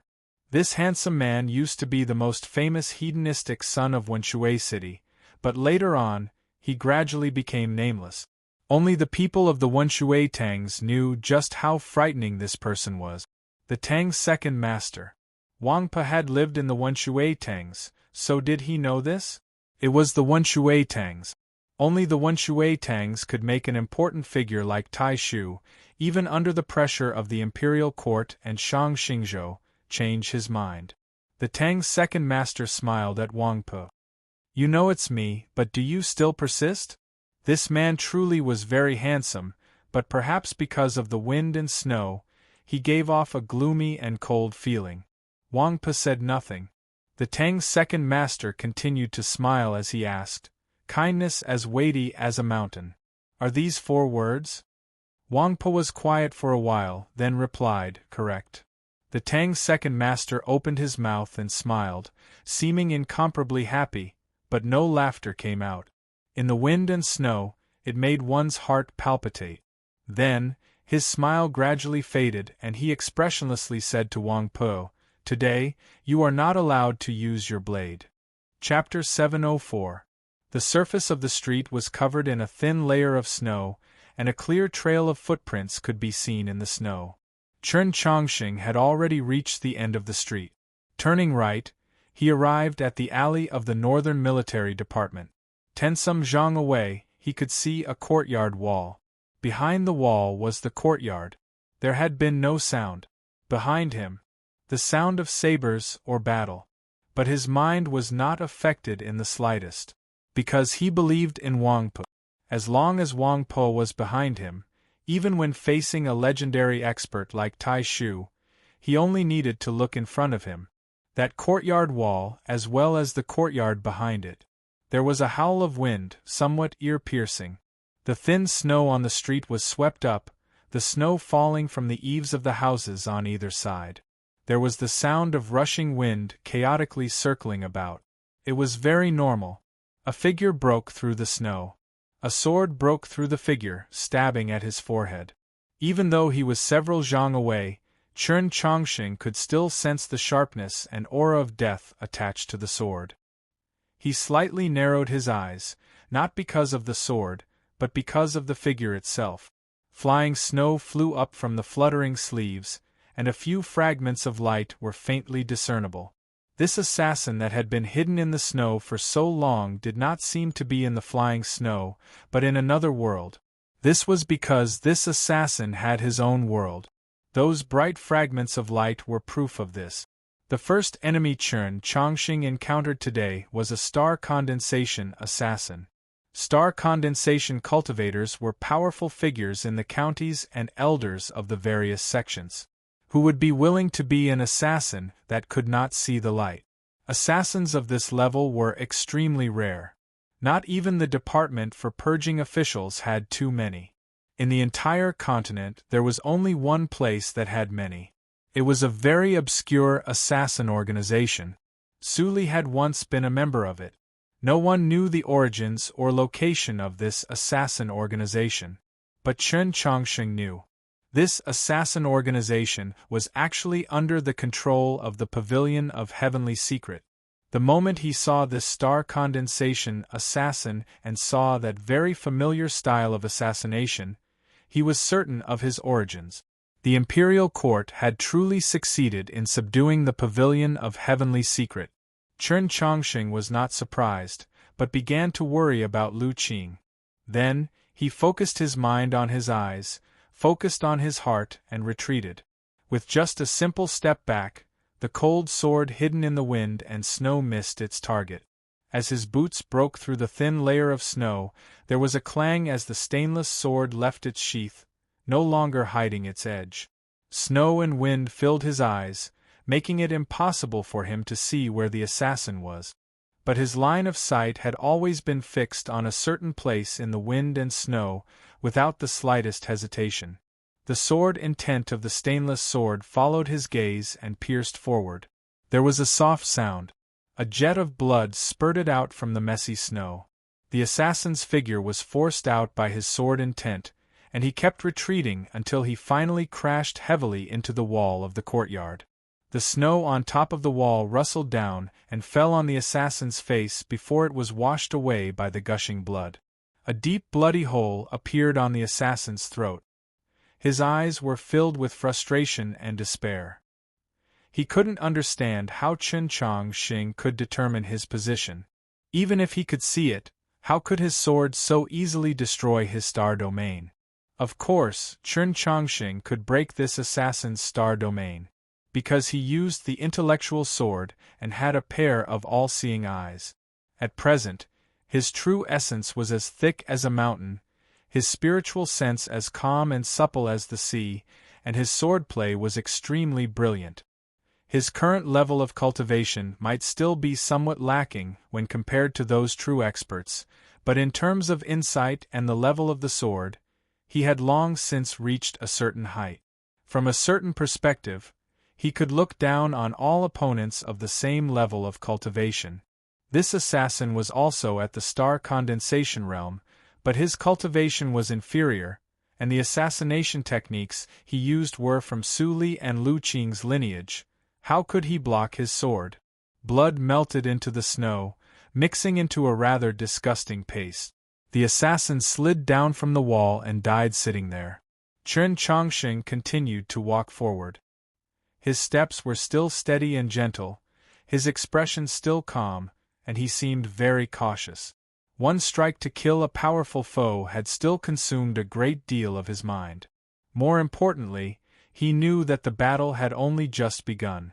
The imperial court had subdued the pavilion of heavenly secrets, so there were assuredly even more experts in this courtyard than he had calculated. He was not Zhou Dufu, nor was he Su Li.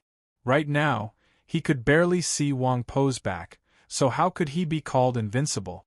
That night, he had been able to charge into that courtyard and kill Zhou Tong until his soul scattered because he had taken advantage of the element of surprise. Today it naturally would not be so simple. He knew that today, he would assuredly encounter an opponent that he could not defeat. This was the proper meaning. In the end, he was still too young, having cultivated for less than 3 years. There were many experts in the world that could rely on their cultivation to forcefully crush him, making it impossible for him to display his insight and the level of the sword. Like Zhou Tong, who would no longer underestimate his foe, who would not allow any accidents to occur. Like those powerful men at the top of the proclamation of liberation. Xiaoda, who had just appeared in front of him. Fifth on the proclamation of liberation, the strongest expert of the demi-human race's middle generation, Xiaoda. Seeing him walk out of the snow, a hint of respect appeared in Xiaoda's eyes, no longer as disdainful as when they first met in Mount Han. Today, I will send you on your way. Chen Chongqing knew that in the coup of the Mausoleum of Books, Xiaoda and Xiao Zhang had played extremely important roles in the imperial palace. He should not have been surprised that Xiaoda would respond to the imperial court's request to deal with him, but he truly was rather surprised. White Emperor City's diplomatic mission was still in the capital. No matter how he looked at it, Xiaoda would not act, unless he suddenly felt that the cold in the snowstorm was becoming more and more real. There was still no sound from the street, the sound of blades or battle. Wang Po had still not unsheathed his blade. Countless figures appeared in the snowstorm, all of them experts. Presumably, there were even more assassins and killers hiding in the shadows. Chen Chongqing gazed at the courtyard in front of him in silence. Because he understood. The courtyard was so close, but he might not be able to enter it today. At this moment, he could only see a few scenes in the courtyard, like that white line on the top of the wall and the crabapple tree poking out of it. The crabapple tree had long ago shed all its leaves, its bare branches bearing the weight of snow. It seemed very cold and withered. A deathly stillness. When the Shui's second master noiselessly laughed, he seemed rather comical. And in the eyes of his opponents, his face was actually very terrifying. When the Shui's second master stopped smiling and became expressionless, he was at his most gloomy and cold, like a dead man. Wang Pe gazed at this unforgettable, handsome, comical, terrifying, gloomy, and ugly face that he had not seen for many years, and he suddenly felt an intense desire. When he was an accountant in Wenshui City, he would often feel this desire, but because of those 4 words, he had always endured.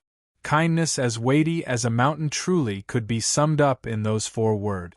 The Wenshui Tangs had treated him with kindness as weighty as a mountain. When this mountain came crashing down, what could one do? Wang Pe had never thought about this question.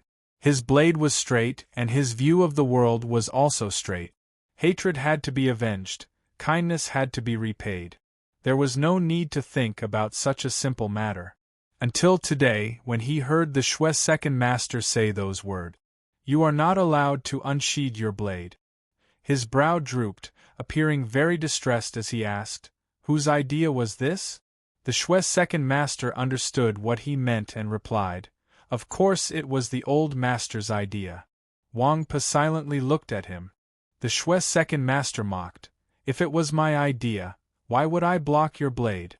I would be especially happy to watch you die at Tai Shu's hands. Wang Pe thought this over, then replied, correct.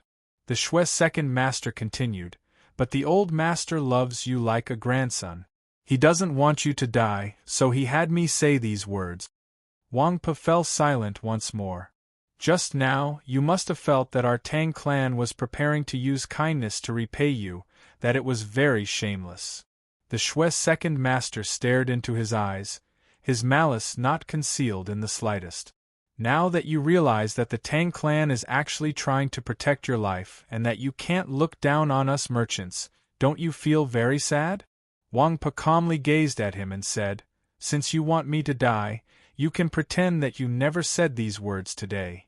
Although I want you to die, I also don't want you to die like this, to die without any value. The Shui clan's second master looked at him and said mockingly, I don't care what the old master thinks. I only know that my Tang clan has paid a great price for you. You are a commodity of my Tang clan, a business that my Tang clan has invested in. Even if you have to die, you have to earn enough money for my Tang clan. How can you die for such an inexplicable reason? There was no such thing as a hero or a warrior, or the vicissitudes of the righteous path. It was truly inexplicable. If you want to die, you should die with value. How could you mess around with that child? Then what was valuable? Wang Po understood. The position of Pope was the most valuable thing in the world. After going around in circles, bits and pieces, in the end, it had all been this matter. In the eyes of many people, the day of the first snow in the capital was the day that he and Chen Chongqing killed Zhou Tong. But in the eyes of others, it was the day that Chen Chongqing died.